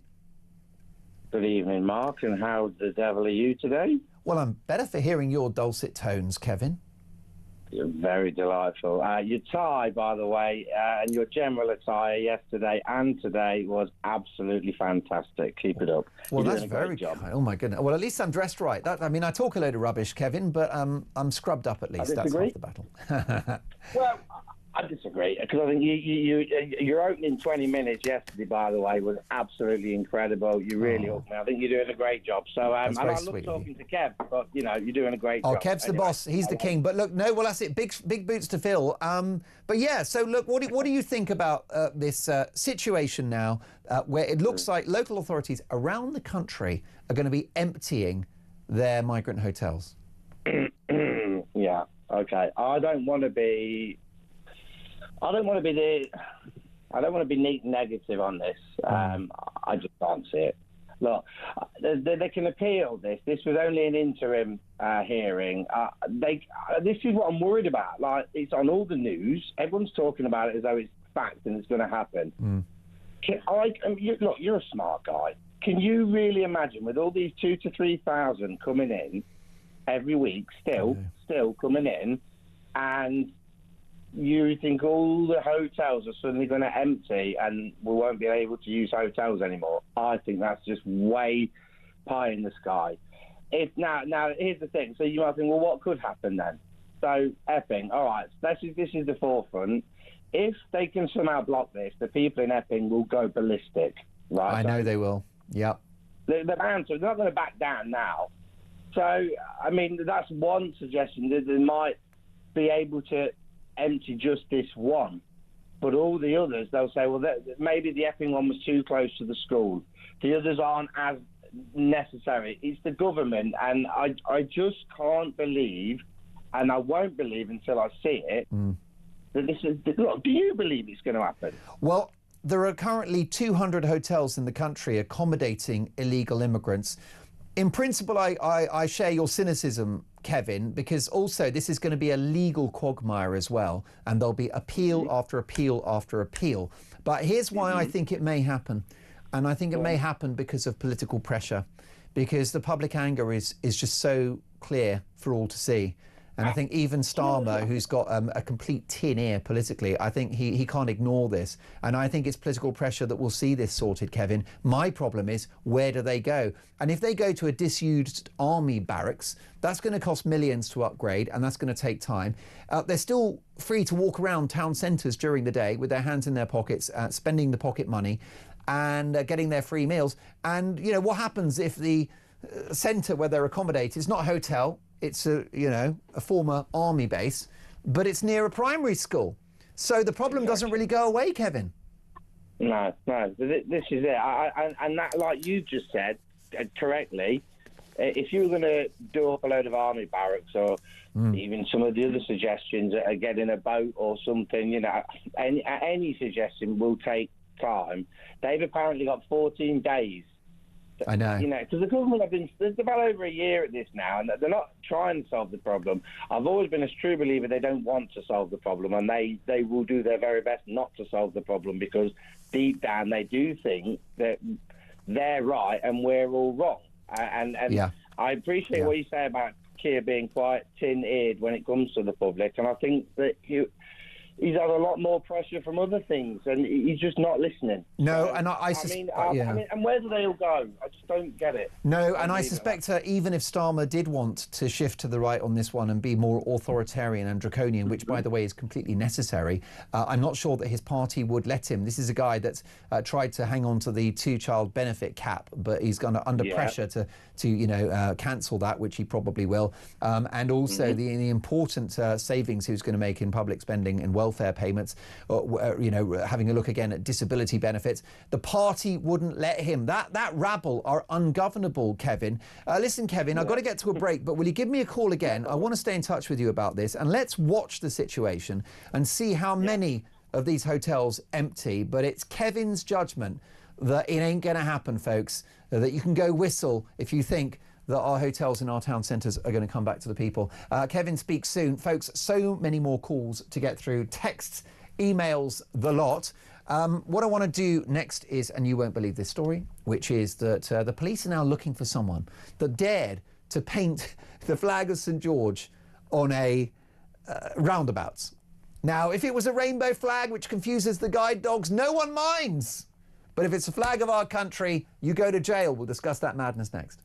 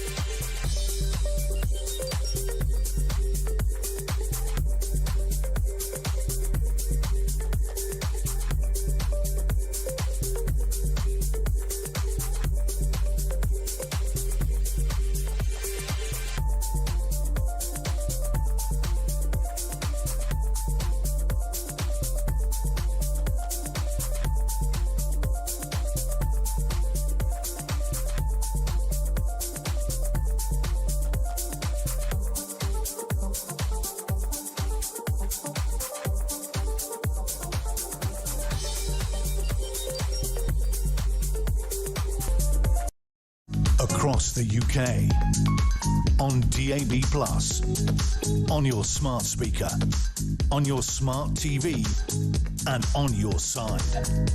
This is Talk. Settle down. I said, you called me talking on the hot mic. I mean, let me tell you, I could easily get cancelled. No, I'm actually one of those presenters where what I say on air is much worse than what I say privately, because I don't care anymore. I'm too old to get cancelled. I can't be cancelled. I'm just like JK. I will not be cancelled. I'm like one of those baddies in a Marvel film. Listen, you won't believe this story, which is a local authority let's have a look where it is. We have got this details here. Police are investigating a St George's flag painted on a roundabouts. Okay, and this has caused, I mean, don't forget that burglaries are going undetected, sexual assaults, shoplifting, okay? If you've got security tags on a Nescafe Gold Blend jar of instant coffee, you're not a proper country. Anyway, the bottom line is that now that the police are looking, they want to arrest a person that's painted the roundabouts with the Union St George flag. But Tech Op Dave, you've got eyewitness. You've seen some other roundabouts that have been vandalised in this way. Yes, today I went out in the car. I was only out driving around for about 5-10 minutes.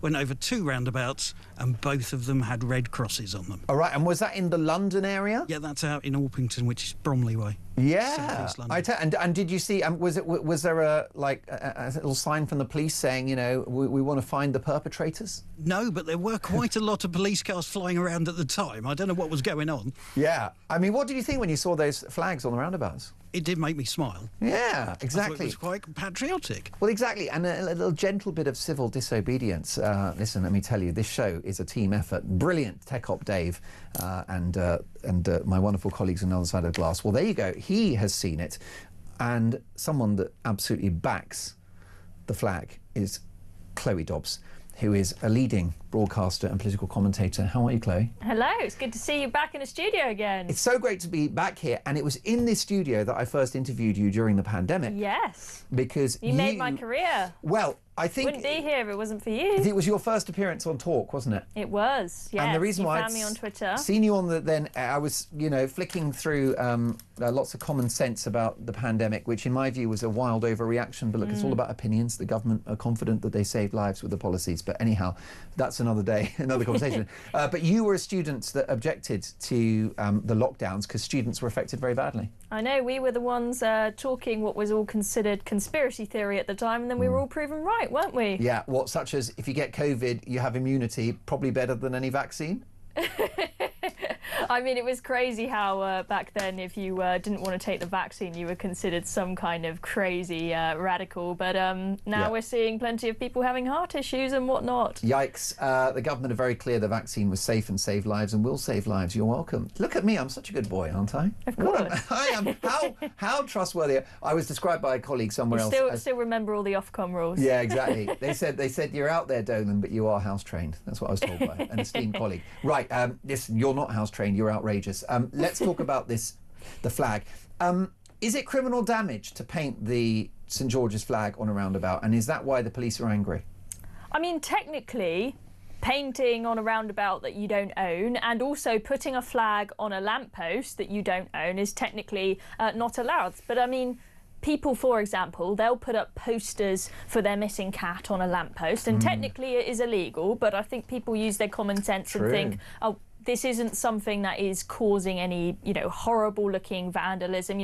Graffiti is illegal because it looks disgusting, right? But what's interesting to me is the priorities of the police. As you said, burglaries, they never get solved. You call the police to say my home's been broken into, or even if you say someone's being stabbed, someone's stolen my phone, whatever it is, nobody comes. They say it's not a priority. But interestingly, when someone paints a St George's flag on a roundabout, top priority, they're straight there to clean it up straight away. They want to go after the guy, and same with the flags on the lampposts. Isn't it interesting how in Birmingham and in Tower Hamlets there were loads of Palestine flags everywhere? People could tie those on lampposts. You see Palestine flag stickers and trans flag stickers on lampposts everywhere you go. Those are the good people. The police aren't going after them. The councils aren't saying this is unsafe. I mean, but they're saying, oh, this is a really big safety concern. I mean, if a flag tied onto a lamppost slid down and hit your head, would it hurt?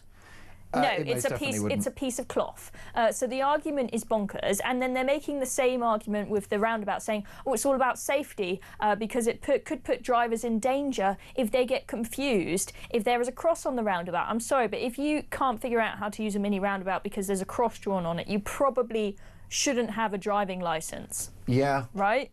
I mean, bigger roundabouts, they put statues, monuments, flower displays, daffodil displays, and we all manage to figure out how to drive around them, right? We don't get distracted. Most definitely. So it's just showing that the police have got their priorities completely wrong. It's two-tier Britain. As I know we say it all the time. Yeah. But it is blatantly obvious Most that definitely. we're living in a two-tier country, be it the police, the justice system, and everything else. Yes, I mean, if you paint the rainbow flag on a pedestrian crossing which confuses the guide dogs, you're a good person, and if it's the flag of St George, then you're far right. But don't forget, even Anton Decker far right these days. We have got a clip from Kehinde Andrews, who is a broadcaster and academic, who believes that the St George's flag represents, some very bad things. Should we take a listen?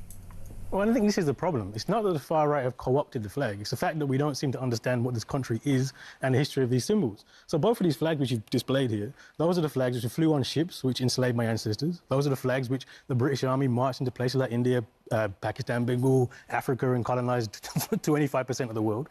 The reason the far right picks up these flags and has consistently, since the 60s, 70s, since my parents' generation have been in this country, is because these flags represent the racism which they are putting out into the world. And I would just point out, this campaign of putting these flags up, this is not some benign, oh, let's just be patriotic. Go and search, Operation Raise the Colours, and you'll find the same far right, Little England, this nonsense spewing about all the migrant hotels, that's what that's about. People aren't putting up this flag to celebrate Britain. They're putting up this flag to remind us that Britain is white and we shouldn't be here. I mean, that takes self-hatred to a new level, doesn't it? The flag of, Kehinde Andrews is a British citizen, and he thinks that his own flag is shameful and racist. It's crazy. I mean, Mark, if I had £1 for every time I hear someone say the word far right, I would be very rich. That's their excuse for everything. Oh, it's far right, it's far right. If you go to any other country, you will see their flag everywhere. If you go on holiday anywhere else in Europe, you always see people hanging the country's flag off the balcony. Go a few hundred miles up to Scotland. Yeah, I've never been to Scotland actually. Right, and it's all you know, the Scottish national flag. It's completely normal. Go to the Republic of Ireland, Italy, you name it, France. Yeah, it's completely normal to be proud of the country that you live in. Every single country has mistakes in its history, but that doesn't mean that its flag represents those mistakes and that only. That's crazy. He's spoken a lot there about colonialism and slavery. Almost every single country participated in slavery. Yes, we made some mistakes, but we were the country that led the way and impoverished ourselves to end slavery. We should be proud of that. And when we have the British flag, if we're going to associate it with history, we should include that and say we're proud to have been the country that led the way in ending slavery. We're proud to be the country that stood up to Hitler, and when Churchill had huge pressure on him to just give in to the Nazis, make a deal, let them rule us all, he stuck on and he carried on until we defeated them, right? And also, your flag, it's not all about history. If you're proud of your country, you're saying, I enjoy living in this country. I like my neighbours. I like the community I live in. Right? I like that we have democracy in this country. I like that we have free speech in this country. There's so much that a flag represents. And to just say, oh, it's all about the bad parts of a country's history, is just bonkers. This guy's insane. I think he is crazy. Well, of course, he's entitled to his view, and it will be shared by some, but not others. Let me know your reaction. Wasn't I wise to book Chloe Dobbs all those years ago? Because now a glittering broadcasting career emerged, and congratulations, more power to you. Chloe will be back on Talk very soon, no doubt. Folks, we're going to get to your calls next. Will we ever fix this immigration problem? How do we also solve the issue of lawless Britain? It's all about your opinions next.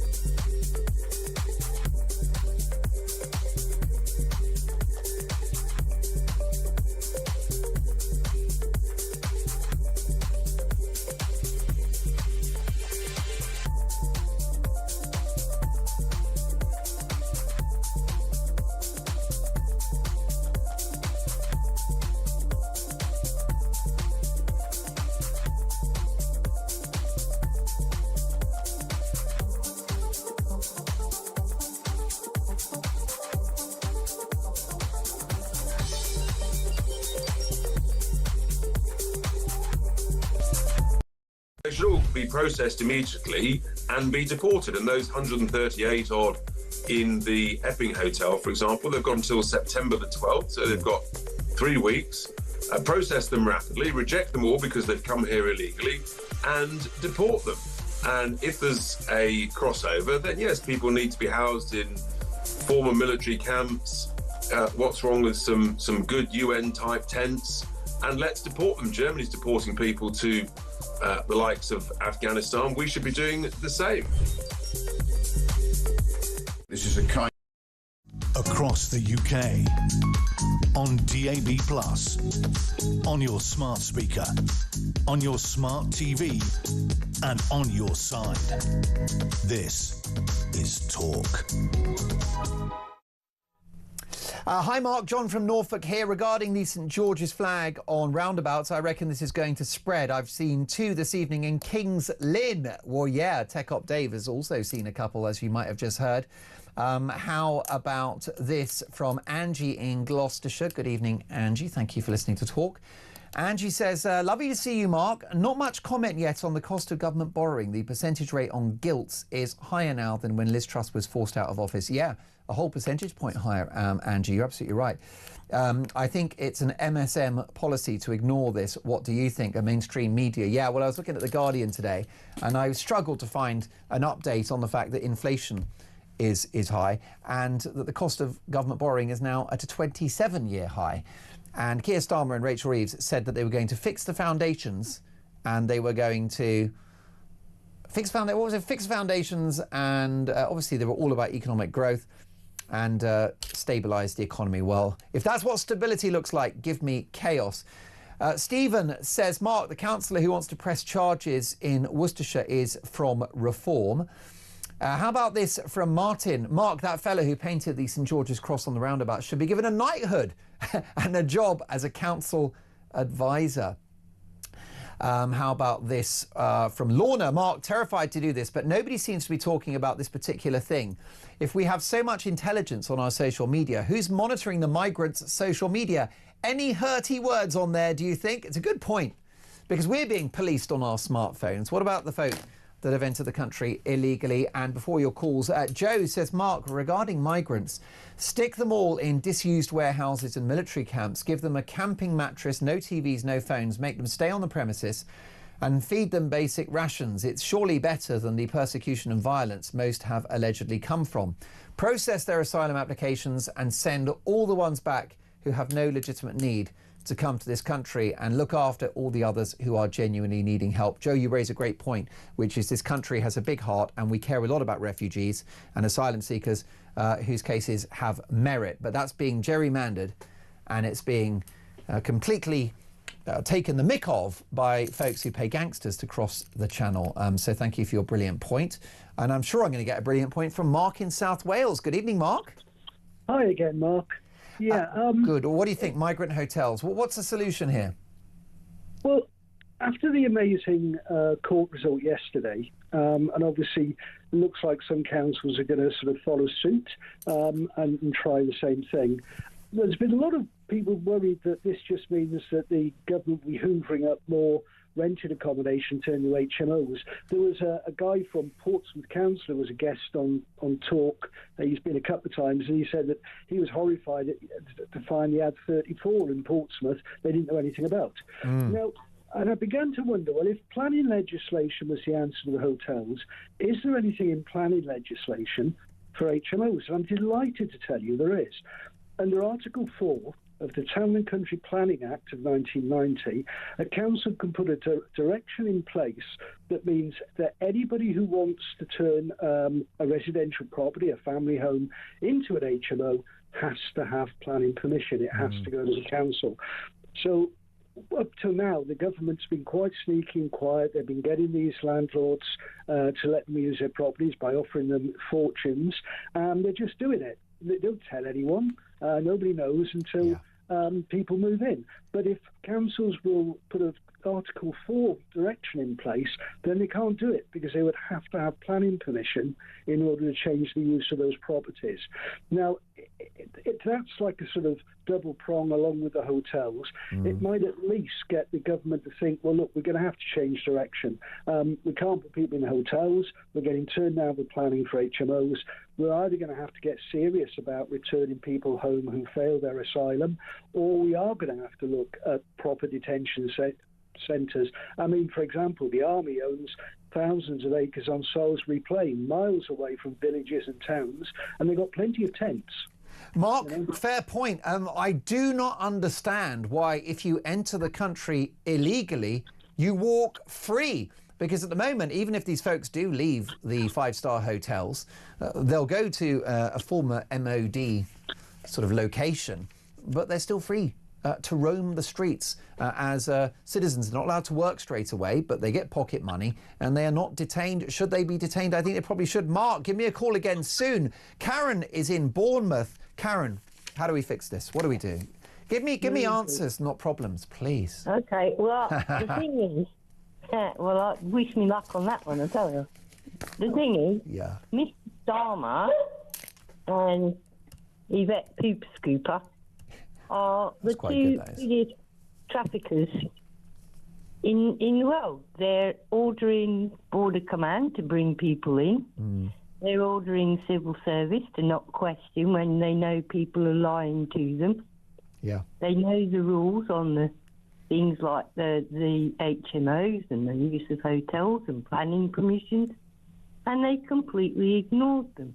Now, for lawyers to do this is against the law anyway, so they are engaged in criminal activity.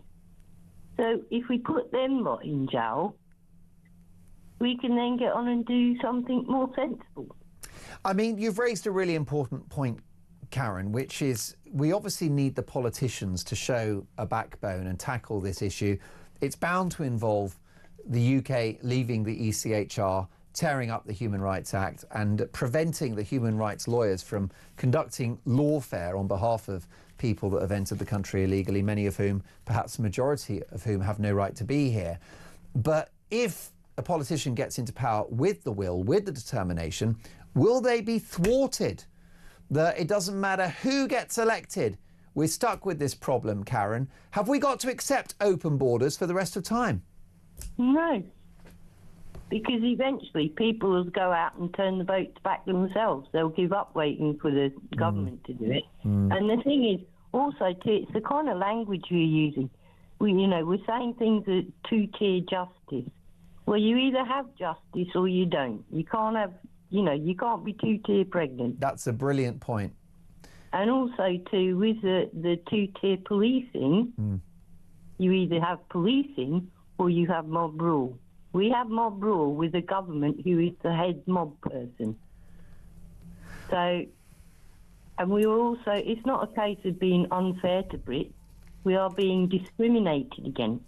Karen, what a brilliant call. Call me again soon. I've got so many calls. I've got an ambition tonight, which is to get through every call before 10 o'clock. Very excited about the next hour.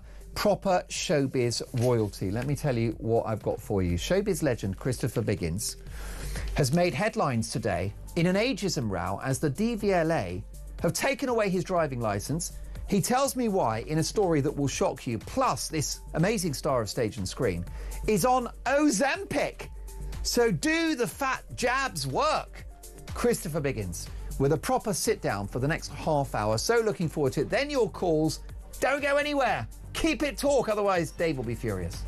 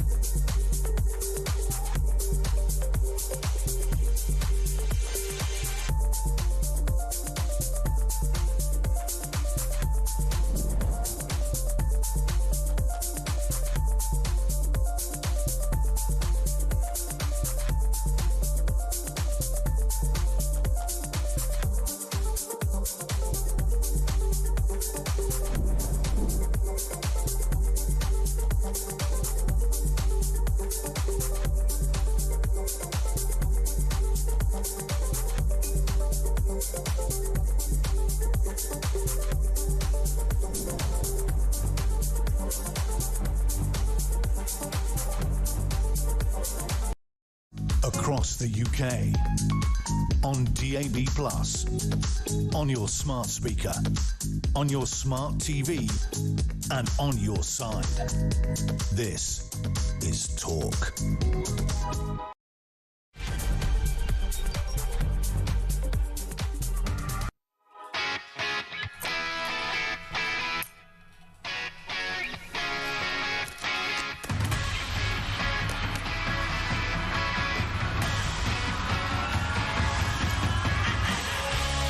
You are listening to Talk, the home of common sense. I am Mark Dolan, back in my spiritual home. Thank you for the messages, for the calls. It is amazing to be back at Talk Towers.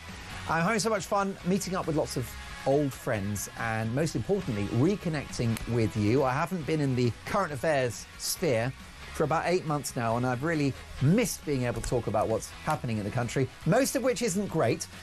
When I'm on air, I will try to be cheerful sometimes as well and bring you good news, because we want good news, don't we? And actually, I've got a good news half hour coming, so hold tight for that. And we're going to get to your calls. We're going to do calls from 9:30 to 10 straight, okay? So half of the rest of the show from 9:30 to 10 is you and me. I've got lots of calls booked in, but if you think you want to join the conversation, then give us a bell, 0344 499 1000.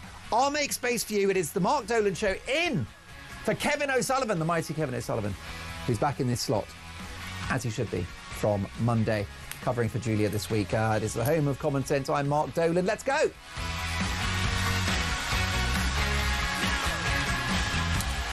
Now, showbiz legend, actor, broadcaster, presenter Christopher Biggins has made headlines today in an ageism row as DVLA take away his driving licence. What is the story? I'm delighted to say that Christopher Biggins joins me now. Hi, Chris. Mark, it's so good to see you. Back on air again. Fantastic news. I've got my voice back, Biggins. It's good. It's good. We need your voice. And I want to make a splash this week, which is why I'm bringing in all the big guns. Last hour, we had Konstantin Kissin, whose show Trigonometry is one of the biggest talk shows in the world now, with millions of viewers and listeners per week. And now I have a star of stage and screen, Biggins. And Biggins, look, you do loads of telly and you perform and you're a broadcaster and all the rest of it. And you're a busy man. You need the use of a car. May I ask what's going on with your driver's licence? Well, about 3 months ago, my driving licence was coming to an end, so I had to apply for a new one.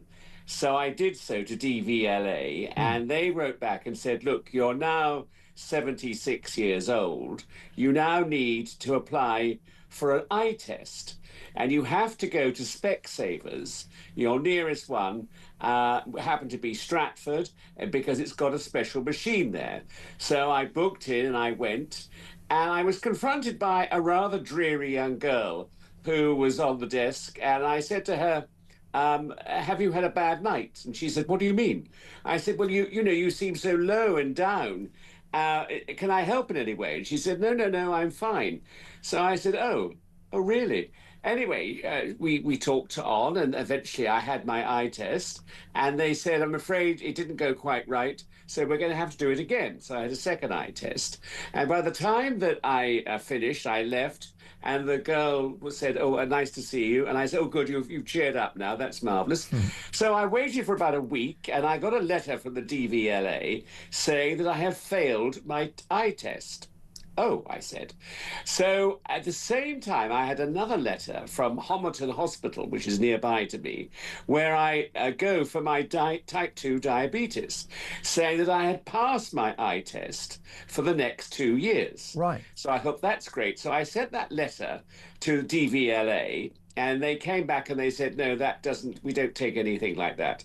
So obviously they don't take hospitals, which is very interesting. Anyway, so then I went for another eye test to Vision Express in Canary Wharf, and I passed that. So I sent that letter to the DVLA, and they came back and said, no, sorry, no good. So I thought, what is it? Am I being persecuted personally here? Bizarre. So there was a story in the Mail today, and I think it's going to be one in the Times tomorrow. And it's just, is it ageism? Is it because I'm 76? I can see perfectly. Yeah. I'm wearing my glasses, which are terrific. And, I'd like to know what the problem is. Definitely. Well, we've worked together in broadcasting for several years, and you're perfect with the prompter and everything else, sometimes which is in small typeface. And, there you are with your corrective spectacles on. I'm wearing glasses too. It sounds to me, well, you're asking, is it ageism? It may well be, but it's also a terrible culture of computer says no. It seems like DVLA's automated systems don't have the wherewithal to renew and update your details with the positive test for your eyesight. I mean, I don't understand why a good eye test doesn't trump a bad one. I know. It seems so ridiculous. And they're saying that it's not because, and what I hear now, I've made some inquiries, that DVLA have a contract with Specsavers, and they pay them to actually be the company's firm for glasses, an eye test. So what they're doing is, for instance, what if you went when you were of a certain age to have an eye test and you didn't have a Specsavers near you? Right. What would happen then? It makes no sense. Surely they have to open themselves to all different types of eye places. Now, my concern also, Christopher, apart from the automated computer says no, is whether something went wrong at Specsavers, because you've had a positive eye test, a successful eye examination from the Homerton Hospital, and actually the NHS should trump any opticians. I think that's quite clear. And you've had the Vision Express positive result as well. So do you think something went wrong the day you were examined at Specsavers? I wouldn't like to say because I was rude to the young girl for not being bright and effervescent and looking after me as a customer. I don't want to say that, but you begin to think perhaps because I made a complaint that they are having a go at me. I don't know. I mean, it's a difficult one to answer. Now, but it does seem... Are you going to take legal advice? Because you need your driver's license.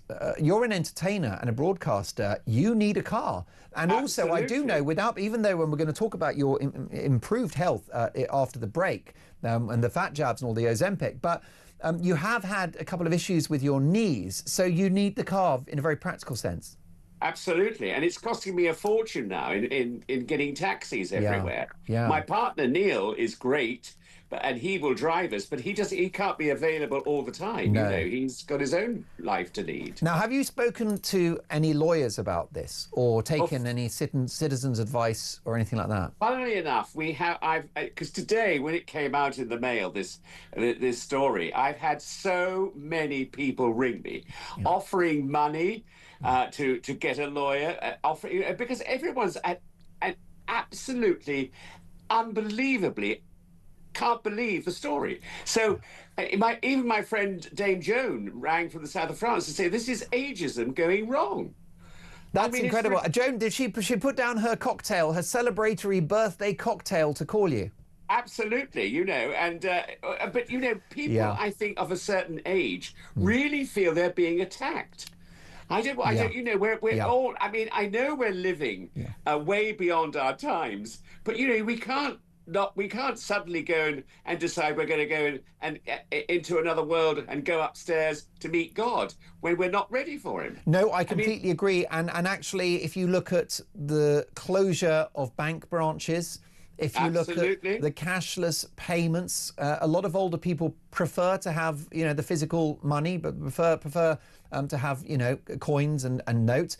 Then you've got the post offices, which I don't know about you, but my local post office went years ago. I still miss it to this day, but older folk especially miss these resources. And also the government's decision to take away the allowance for heating. Yeah. For old age pensioners. It's ridiculous. It seems that we, as older people, are now being chastised for that position that we're in. And all the years we've worked and paid taxes, it's just unbelievable. You're also not, Christopher, you've had a great career and you continue to have a great career. You've got a head on your shoulders. You've got a brain. And you wouldn't drive if you couldn't see. Absolutely not. And actually, if I compare an older person who needs to get their eyes checked from time to time versus an 18-year-old that's just passed their test, I would take the pensioner all day long. I agree. And I think it's unfortunate that what they've done, the government, is pinpointed a few occasions where someone of an older person has been responsible for an accident. I mean, there was a story the other day of a man who went into an older woman because she couldn't see properly in her car.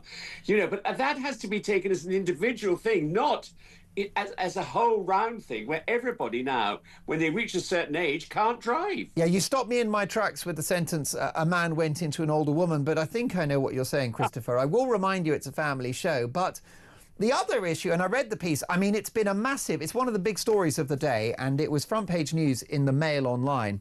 And rightly so, because I think it registered with a lot of people, as you say, about the attitude to someone that's older, who's always paid into the system.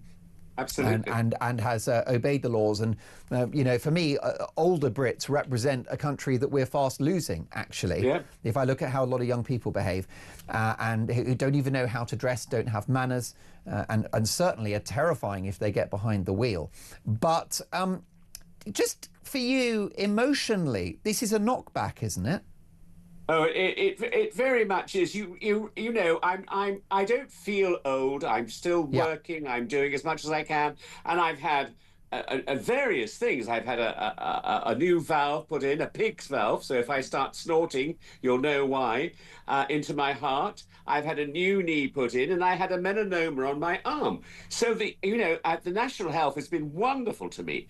But I'm still able to talk. I'm able to see. I'm able to do everything. I love watching the television. Yeah. It's a marvelous thing. And that suddenly you think to yourself, well, are we now being told because we're of a certain age that we can't do any of these things? Or also, I mean, I suppose the problem with this decision is that you will feel that you've been put out to pasture because, when you can drive a car, you feel like you are participating in active society, don't you? And if Absolutely. If those car keys are beyond your reach, that's quite emasculating, and it makes you feel that you're being sidelined.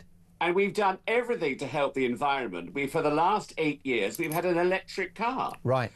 So we're trying to help. And, we're not running around in a diesel car, which we were all told to buy years ago. I mean, no one seems to have a direct line to what they want in a car or in life. I mean, everywhere around you, there's absolute contradictions of how to live your life. The other thing is, go on, Biggins. And now they're affecting our age and saying, we can't do these things. That's it now. Put you out to what's the word? Put you out to pasture.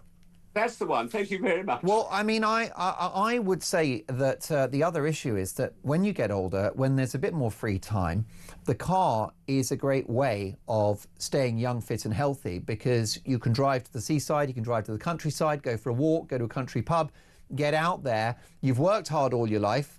And you as an actor and presenter, is the phone going to ring? All that stress. This is a stage in your life now where you should be enjoying yourself, and access to a car is part of that, I would say. Absolutely. I mean, very important. I mean, luckily we live in London, but if I lived in the country, it would be a nightmare. I wouldn't be able to go anywhere because there are no buses. There's no transport at all. No. Is there any hope that this can be resolved? Have you spoken to anyone qualified enough to say you've got a case here to appeal this, Christopher? Yes, I have. Funny enough, Dame Joan gave me the name of a woman who she works with in the spectacle profession, and she is up in arms about it all, and she can't believe the story, and she's going to help. I've been sending her stuff all day, and we'll see. We're not going to let this die down. We're going to actually... we're going to make it live, and we're going to save not only me, but everybody of my age for the future. Most definitely. Biggins, stay with us because not only do you have a new valve, which is a pig's valve. I've always thought you were a bit of a silly sausage, but thank you. I'm here all year. And the other thing is that you've got the knee, but you've had Ozempic. So after this, do the fat jabs work? Biggins, live on Talk. Don't go anywhere.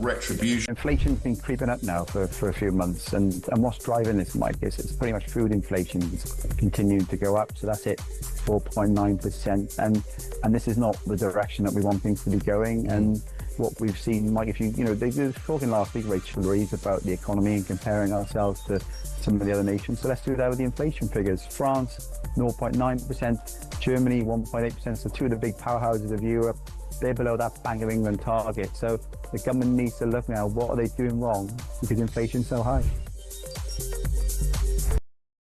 Across the UK, on DAB+, on your smart speaker, on your smart TV, and on your side.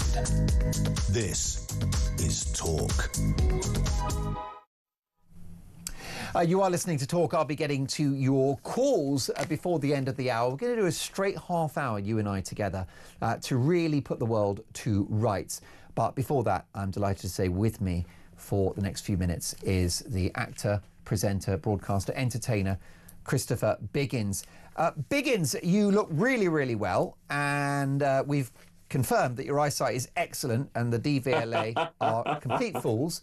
And I've got every hope that with the right legal advice that you will get back behind the wheel. Will you let us know when there's a positive result on that one? I certainly will, Mark. I'll come round and give you a lift. Well, I'd love that. Shout it from the rooftops. There's a victory for people that have the temerity to be a tiny bit older in age, which, if we're lucky, will come to all of us.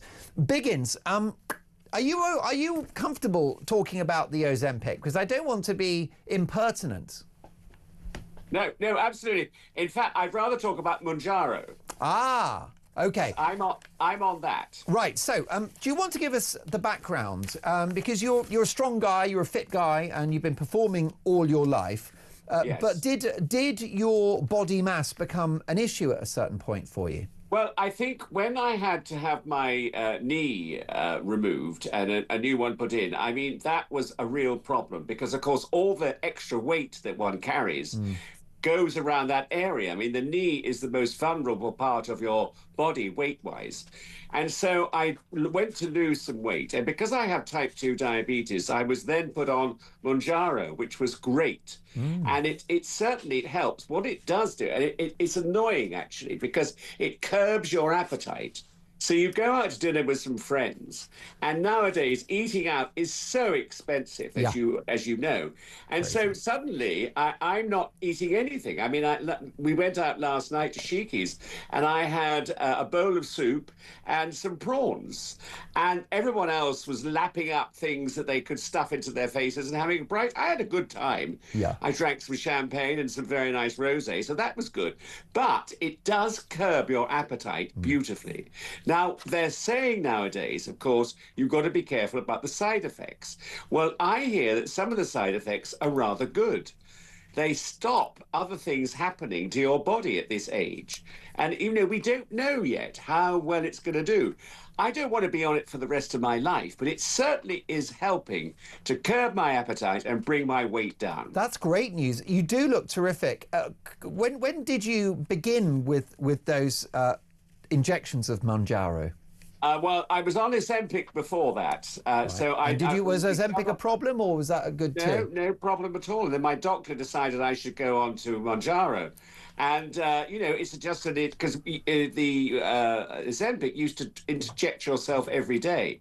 This is just one injection a week in different parts of your body. And it works beautifully. And at the moment, I have no problems. I mean, I'm not suddenly foaming at the mouth. I'm not shouting obscenities at old women that approach me. It's great. I mean, I feel wonderful. And it is doing the desired effect. It stops your appetite. Does it take the joy out of life, though, if you don't have an appetite? Or is weight loss a greater reward? No, you're absolutely right. I mean, I love my food. I love going out to restaurants when they were reasonable. And now, it is difficult because, you do feel a little inadequate when you have a meal and you don't finish anything. Yeah. I mean, the other night we went out and I said, can I have a a box to put and they didn't have a box, so I couldn't take the chicken home with me, which was delicious. So you do suffer somehow, because I do love food. I used to love cooking. Now Neil, my partner, does all the cooking, but I just love eating. But you do not want to eat too much now. Well, I suppose that the nice thing about these injections is that they curb the appetite, and that you probably have in your mind a timeline to be on this medication with which to lose the weight. And I suppose when you get to where you want to be, then you can ease off the jabs and then start to enjoy food again. Is that the plan? Yes, I mean, I want to come to you, to your home, and I want to borrow one of your suits, because I think that would be a wonderful opportunity for me to say it's worked. You're so slender and so good looking, and it would be a marvellous tribute to me and to you. Well, you are losing the weight. I can see how slim you are, and then you get energy. It's a positive cycle, a positive loop, isn't it? When the weight starts to come off. It is. It's one of the positive things of getting older, funny enough, to have this drug. And I do think, people who are obese need some help. It's no good saying, they should do more exercise, they should eat less. Take Ozempic, you'll lose Manjaro, you'll lose a lot of weight. And it is good. No dizziness or nausea, Christopher? No, not at all. Touch wood. I'm touching wood here. And what does Neil make of this new man of his? Well, he's very thrilled, actually. He's absolutely thrilled and really enjoys it. He's a marvellous help to me, He's constantly... I am lazy, I have to say, and the knee operation has been very successful, but it's the muscle around it, and I should do more exercise, and he's forever at me for walking and doing a bit more than I do now. But I'm getting there. I mean, I'm still walking, I'm still... carrying on, even though I've got to walk now more because I can't drive. No, of course. Boris Johnson, I believe, tried, it was either Manjaro or Ozempic, and it made him very ill. He was dizzy and nauseous, and in the end had to give it up. Really? I suppose, yes. So it's not, it perhaps doesn't work for everyone, would you say? No, I don't think it does. I mean, I can understand some people whose metabolism doesn't really react well to it. Yeah. I mean, and I don't want to be on it for the rest of my life either. No, and there is a hope that your type 2 diabetes could actually be reversed by these jabs. Is that true? Well, funnily enough, I've just had a test now, and they said to me... You didn't go to Specsavers, did you? And they did say to me that, in fact, you're practically nil with your diabetes. So I'm thrilled. I mean, it has been brilliant from that point of view. Oh, I mean, that's massive. That's because what that means is that all of the other... We know, don't we, type 2 diabetes, which millions of Brits, many of my listeners and viewers will have, that actually it opens the door to a lot of other problems. Absolutely. I mean, yes. So if your blood sugar can be back to where it needs to be, that is spectacular news. And listen, you're going to be here for decades to come, as is your pal, Dame Joan Collins. I mean, what a legend. I saw a picture. I don't know if it was a recent picture, but she was in the paper, I think, yesterday. Is that right? Looking absolutely stunning. In a swimsuit. In a swimsuit? Yeah, I mean, she is amazing, absolutely amazing. I mean, she's just making a new film about the Duchess of Windsor, which is filmed, and we went out to see her on the set, and my hope is, because she's such a heroine and such a good friend of mine, I adore her, but I think that this would be the film that the country, the world will say, Joan, here is a special Oscar. Right. Here is a special award for you for all you've done for film, theatre, stage, everything. Because she is an exception. She is still funny. She is marvellous. She is encouraging. She is a wonderful friend to have. And I couldn't wish for anyone better. She's marvellous. Indeed. And if you think about the footprint of her career, it spans decades and it spans many different eras. Absolutely. Of showbiz and the big screen and the small screen. And she's the first to tell you it's been good and it's been bad. I mean, if we think of the what was it called? Something of Ants. The Ants film was you made. That was terrible. Army of Ants or something? Yeah, something like that. But then she laughs about that, you know. And then, of course, she does Dynasty, where she took the world by storm. Absolutely fantastic performance. At one point, as Alexis Carrington? Yes, absolutely. That was probably the biggest TV show in the world, because Dynasty was a global hit, wasn't it? And, absolutely. And she made it a global hit. Oh, she made it. I mean, the cat fights with Linda Evans. Oh, the one where they were in the pool, in the pond. That was fabulous. It was TV gold. It was a golden era, and quite politically incorrect, and it was a wonderful thing. Them fighting over Blake Carrington. It was those were the days. So, well, that's brings our conversation full circle about appreciating people who are older, and that's the thing about the world, is we forget that older people are wise, that they've lived a life, they've seen it. They've been there, they've got the T-shirt. I mean, you're quite opinionated. You've got strong views about the direction of the country. I think you've got big concerns, Christopher. And you're not afraid about being cancelled, are you? You, no pun intended, you shoot from the hip. What's the point? Because the marvellous thing of being an age like 76 is you say what you mean. Yeah. And you can't stop that from anybody. No. I mean, if you may disagree with it, of course, and you may say, I'm talking rubbish, but at least I have an opinion. And, I enjoy having an opinion, and I enjoy making people shout at me and say nasty things, but they don't do a lot of that. I mean, I just enjoy being Biggins. Well, you do Biggins brilliant. And anyone else.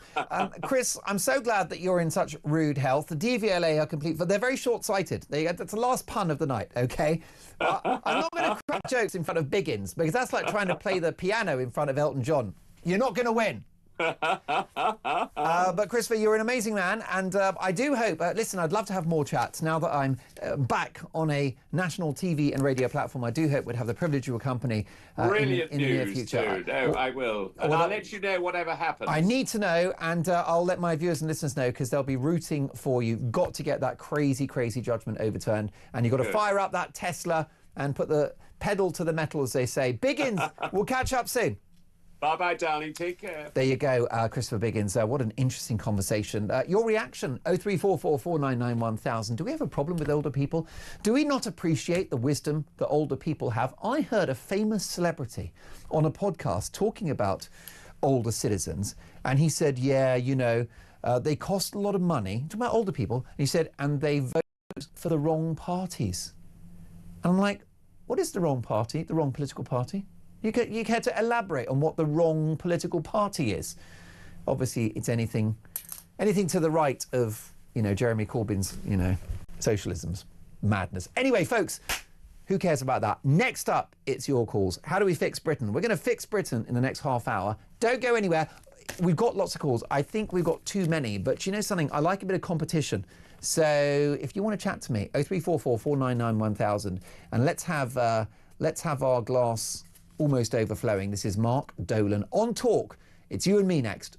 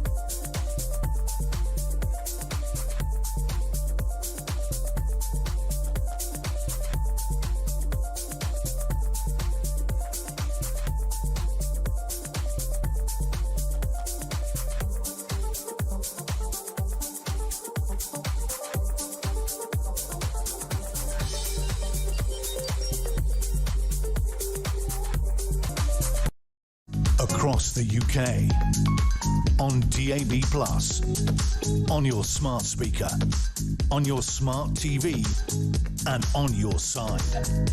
This is Talk. Sue says, hi Mark, I can't tell you how much I enjoyed your interesting chat with Biggins. Thank you. That's Sue in West Sussex. Thank you, Sue, for watching and listening. We've also got an unnamed viewer who said, and listener, my partner is experiencing the same problem as Biggins. An ophthalmology consultant decreed that the man's eyes were fine for driving, but the DVLA will not accept the consultant's decision. What is going on at the DVLA? I mean, not only is it almost impossible to get a driving test, how is it, I mean, 2025, supposedly a rich first world country, and you'd be lucky to get a driving test this side of Christmas. And now they've decided that everyone over 51 is registered blind. What is going on? We also have another unnamed message. Mark, great to have you back on the radio. I don't understand why people want the hotels closed unless the agreement migrants would be deported or put in a camp or on an old military base. The movement of them to HMOs is far worse to communities and individuals. You see, that's an unusual view that you wouldn't hear, and that is a Talk listener saying that it's worse if they're not in hotels. And last but not least, from Brad. Hi Mark, nice to see you back on the box. What we have to understand and accept is that Starmer, Cooper and their comrades have no desire to halt the massive number of migrants flooding this country. It feeds into everything that they believe in. Brad in Cambridge. Right, I'll get to more of your messages, but first we've got to power through those calls now. Everton is in the capital in London. Top of the evening, Everton. Oh, hello, Mark. Good evening. Well, I'd like to congratulate you, first of all. Well, that's very kind. Listen, it's amazing to be back on the home of common sense, Everton, and I'm delighted that you're watching and listening. Yes, thank you. So I'm calling to talk about that. I've been living in the UK as a legal migrant from day one. Yeah. And at work, I've met many asylum seekers and refugees. I deal with them. And some, like Ukrainians, are really genuine. Yeah. The Ukrainians. I have compassion for the older asylum seekers as well, but I believe that accepting unvetted individuals who throw away their IDs, passports, and phones is a serious risk for the country. I believe that also is unfair and damages the reputation of legal migrants like me, who contribute to the society and also do our best to integrate.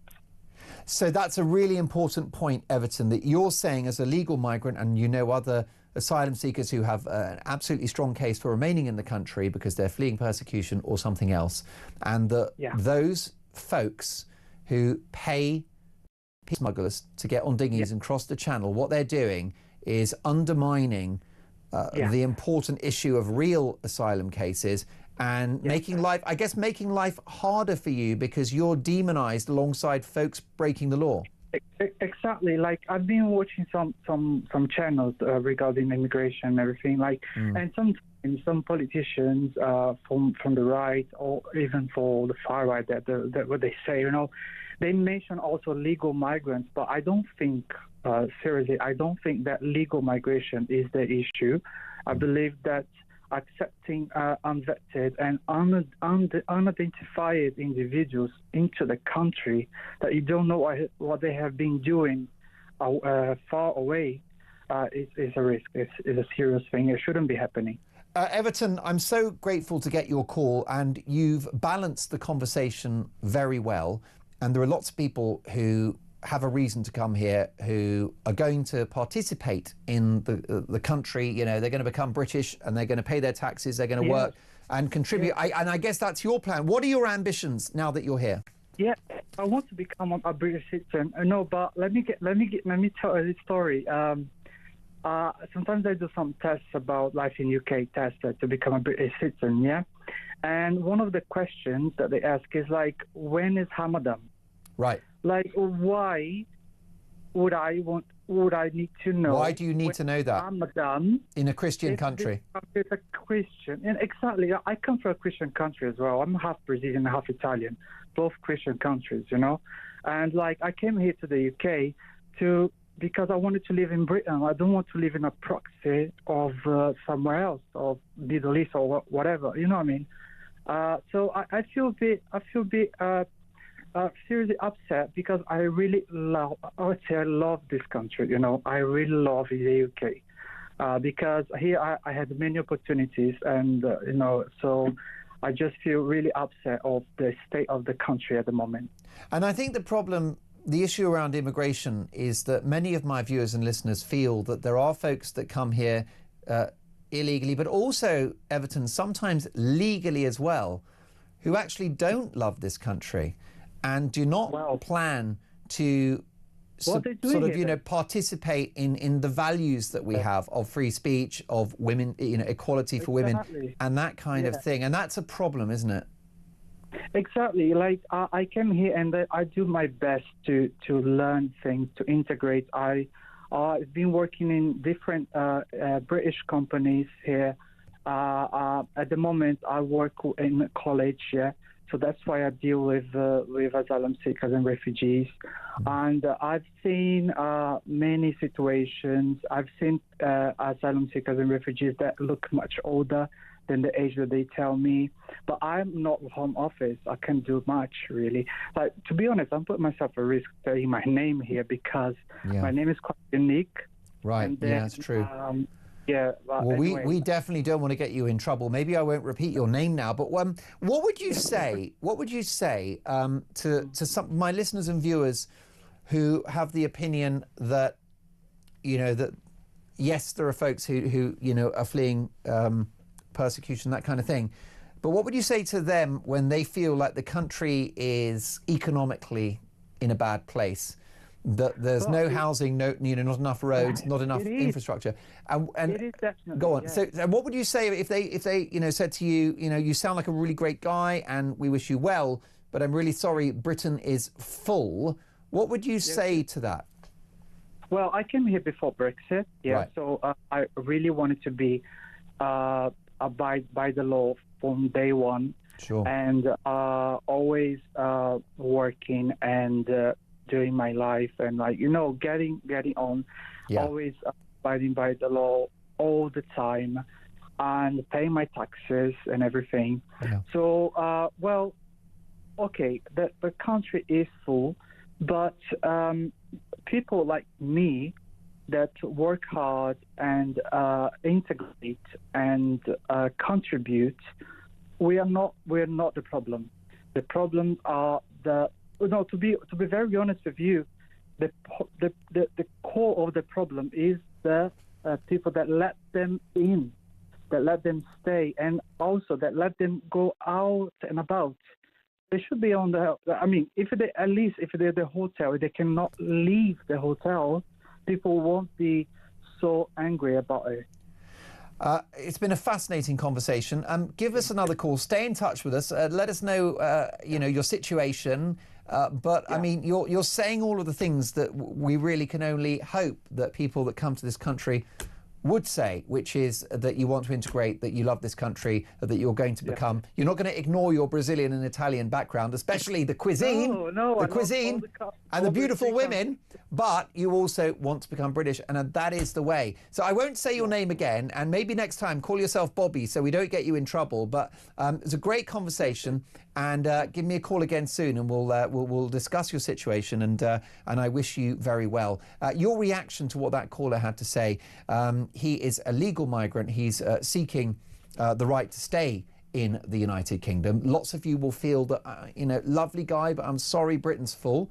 But when I hear his attitude and that he wants to work and pay his taxes and become a British person, I'm like, well, then this is the positive side of immigration. But let me know if you disagree, because it's all about opinions. No one gets cancelled, not on my watch. I just won't have it. Carrie is in North Wales. Carrie, whereabouts are you? I am in a little village just outside Carnarvon. Lovely. Is it scenic, Carrie? It is absolutely flipping beautiful. It's an amazing place to live. I couldn't be happier. But I've just listened to Biggin's interview, and I have to say I'm so sorry for the man. Where I live, there are no buses. I am an old girl myself. Biggins put his finger right on the spot. I would know if it's time to pack in driving. Yeah. My body is a wreck, but my brain is just as sharp as ever. I kid myself, it was. You get 18-year-old kids, they've no experience of driving. They get in their cars jam-packed full of kids. We have them come up here on holiday, and they're driving round these windy little country roads full of drink and crash. Last year we had 5 young men, all under 18, killed. They drove off the road into a lake. Yeah. And I just think to myself, they've now got a 20-mile-an-hour limit, Mark, where I live. Yeah. So drive down the hill, all right, at 20 miles an hour. I turn right onto the main road, 20 miles till you come to a 30 mile for, I don't know, half a mile. Little tiny section of 40, back to the roundabout, back to 20 into town. I go to town, I do my shopping, I might go to the vet, not for myself, for the dog, go to the doctors, get my prescription, drive home again. I'm never, ever going to be on the M6 again. When my husband was alive, he learned to drive at the police academy. His original job was Met Police, traffic he was in, and he was... we used to go to London all the time visiting my mother. Hundreds and thousands of miles we've driven. He was an actor, so we were all over the country. And he always used to make me drive because he said I was a better driver than him. That's unusual for a man to have that position. Carrie, incredible. I wish we had longer, but I'm going to power through as many calls as I can. But again, I want you to speak to me about it. I really enjoyed that conversation. And you're so right. I think that what happens is we are disenfranchising older people if we take away their car keys. It reminds me of the debanking scandal where, you lose your bank account, you can't actually fully participate in society. Well, it's a bit like that for many people if you don't have a car, especially in gorgeous Carnarvon in North Wales. Carrie, thank you for that. Wish we had longer. Daniel is in Worcester. Good evening, Daniel. Good evening. How are you? Well, listen, I'm very, very well, and I understand why people are so worked up about these flags. It is a test case for what's happened to this country and the fact that patriotism is now a borderline crime. Well, how can they say that, the government, when they have a flag on the top of their parliament with the Union Jack saying we're not patriotic? And are they going to ask the King to take the George Cross down because he's the King of England? I know. Are they going to ask him to take that down? How are we going to win back the flag? How do we get it back, Daniel? Just people are patriotic. People should do what they feel. If you're English, put the English flag up. If you feel like Great Britain, put the British flag up. What is wrong with that? Nothing. Daniel, you're a wise man. Loving these calls tonight. Daniel in Worcester there. Nothing wrong with the flag. In fact, I would encourage it, and I think we should have the national anthem in schools, and there should be flags in schools as well. No rainbow flags, no social engineering, thank you very much, which annoys most women and gay people and all the rest of it. Let's just have the Union Jack and the flag of St George, or if you're in Wales or in Scotland, Northern Ireland, and the rest of it. More of your calls next. Let's have a look. Any interesting ones here? Yes, Donald Trump is a hero in Scotland. I've been asking tonight, is he the new Nigel Farage? Nigel Farage and Reform are now massive in Scotland. So we'll talk about that next.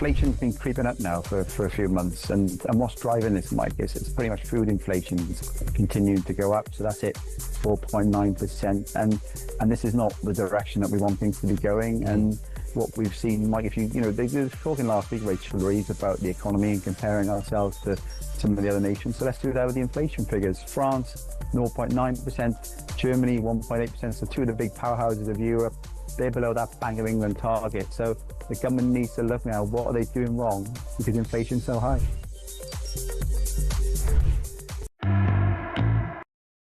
Across the UK, on DAB+, on your smart speaker, on your smart TV, and on your side. This is Talk. What we're going to do, we're going to come to Christine and Inverness in just a moment, because I've got Trump envy. He's a lunatic. He's a narcissist. He's a liar.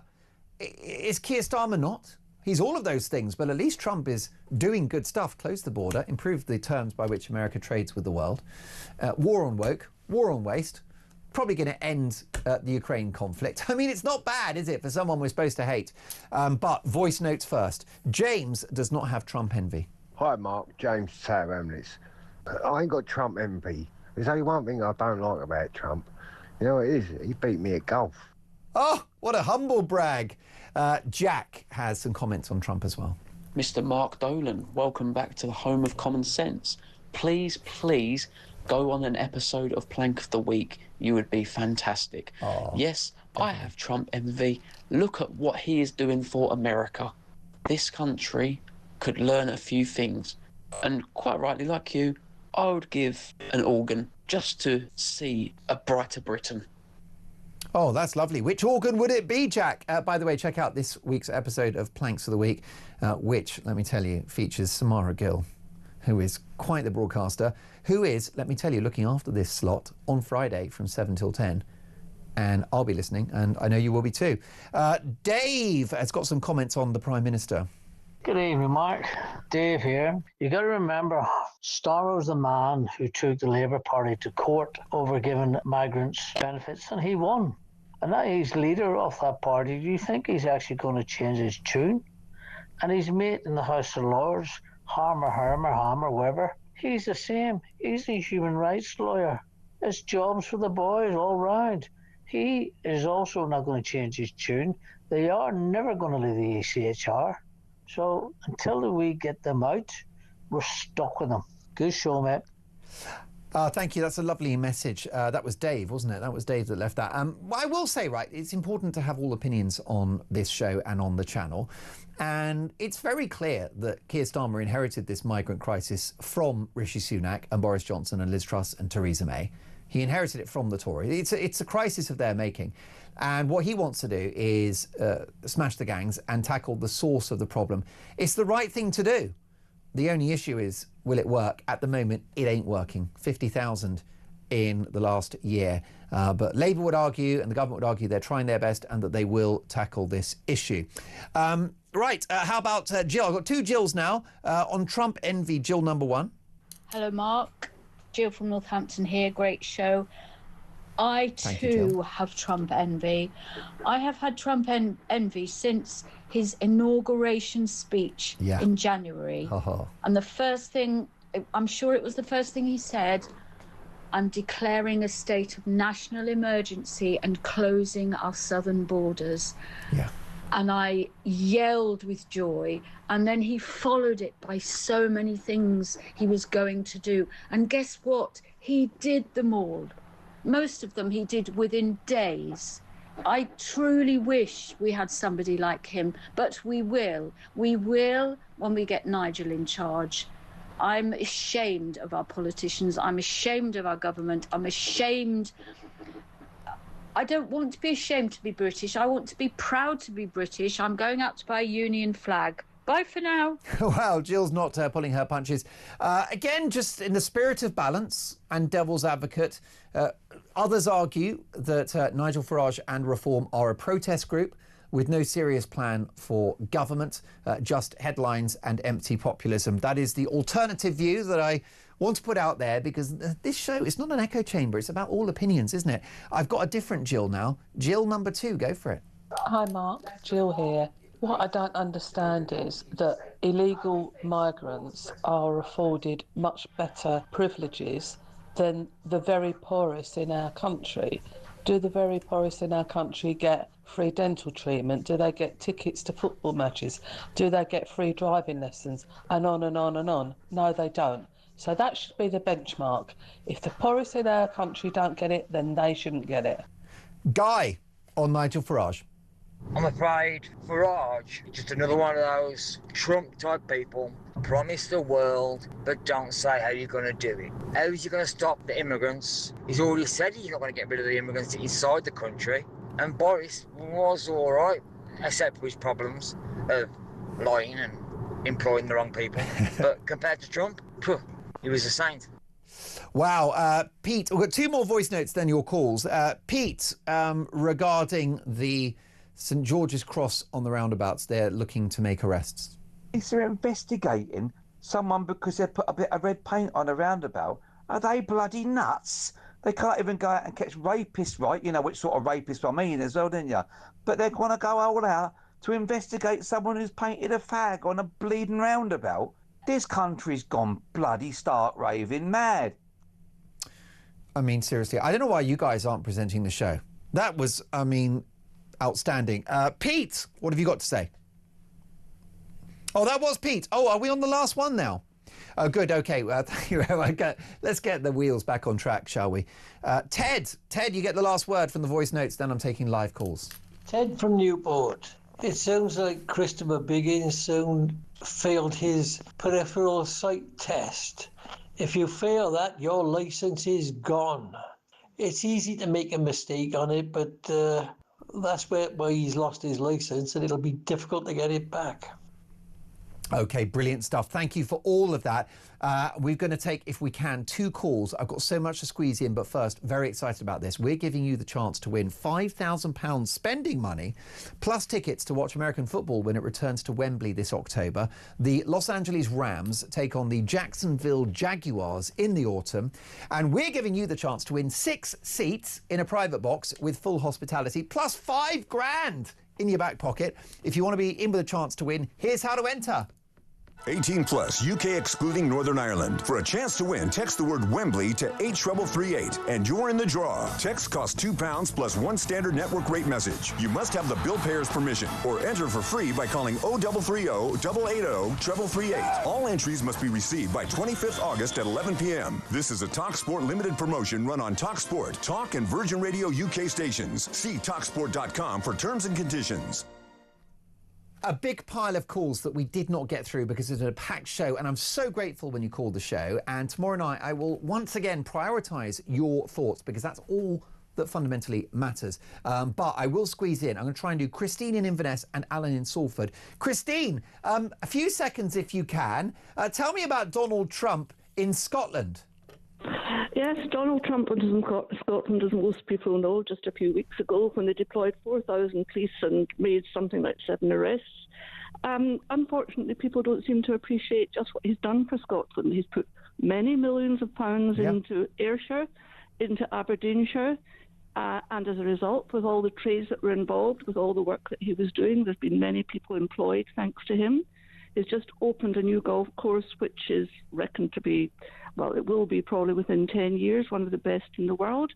And I really think we should appreciate what President Trump is doing, not just for Scotland, but doing for the UK. I completely agree. Christine, I wish we had longer. Call me again. But, of course, the trade deal is brilliant. 10% tariffs compared to 15% for the EU. Last but not least, briefly, if you can, Alan in Salford.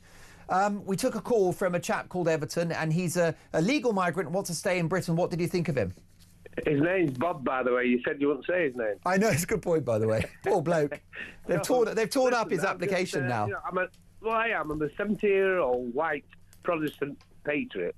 But that man said everything that the people of this country want. He wants to come here legally, and he wants to integrate with us all. So, you know, the most divisive thing in this country now is these wokes and the Labour Party. They're divisive. They don't like the British, the Labour Party for a start. They want to everything's wrong. So, are you still there? I'm there, and what you've done is silence me with your wisdom, Alan. I completely agree, and that, yeah, like you said, let's call him Bobby. But if you come to this country and you become a British person, then you are welcome. You pay your taxes, speak the language, follow the law, and contribute something. Then we'll be successful. But that's not where we're headed. Alan, thank you for that. Thanks for all your calls and texts. Petrie Hoskins owns this show. After the next one. Next one. And forgive me, I've been on Meghan Markle's flower sprinkles. So, yeah. So, therefore, it's very nice to see you. Oh, my God. I was just thinking, all the years that we've both been in this business, and we've never done this before. No, we haven't. We've spoken in real life, but never mic'd up. Never mic'd up, which is probably just as well. Never. Listen, I am a veteran of listening to your show, coming home from work in other places, and always enjoyed it. And it's a great time of the night to be on air, isn't it? I love it. It's my favourite. Yeah. Management leave you alone. Yeah, you don't get that. Well, they're at home drunk listening, don't forget. Well, they're not listening. They might be watching and pointing. They're taking notes. But yeah, no, so listen, what are you angry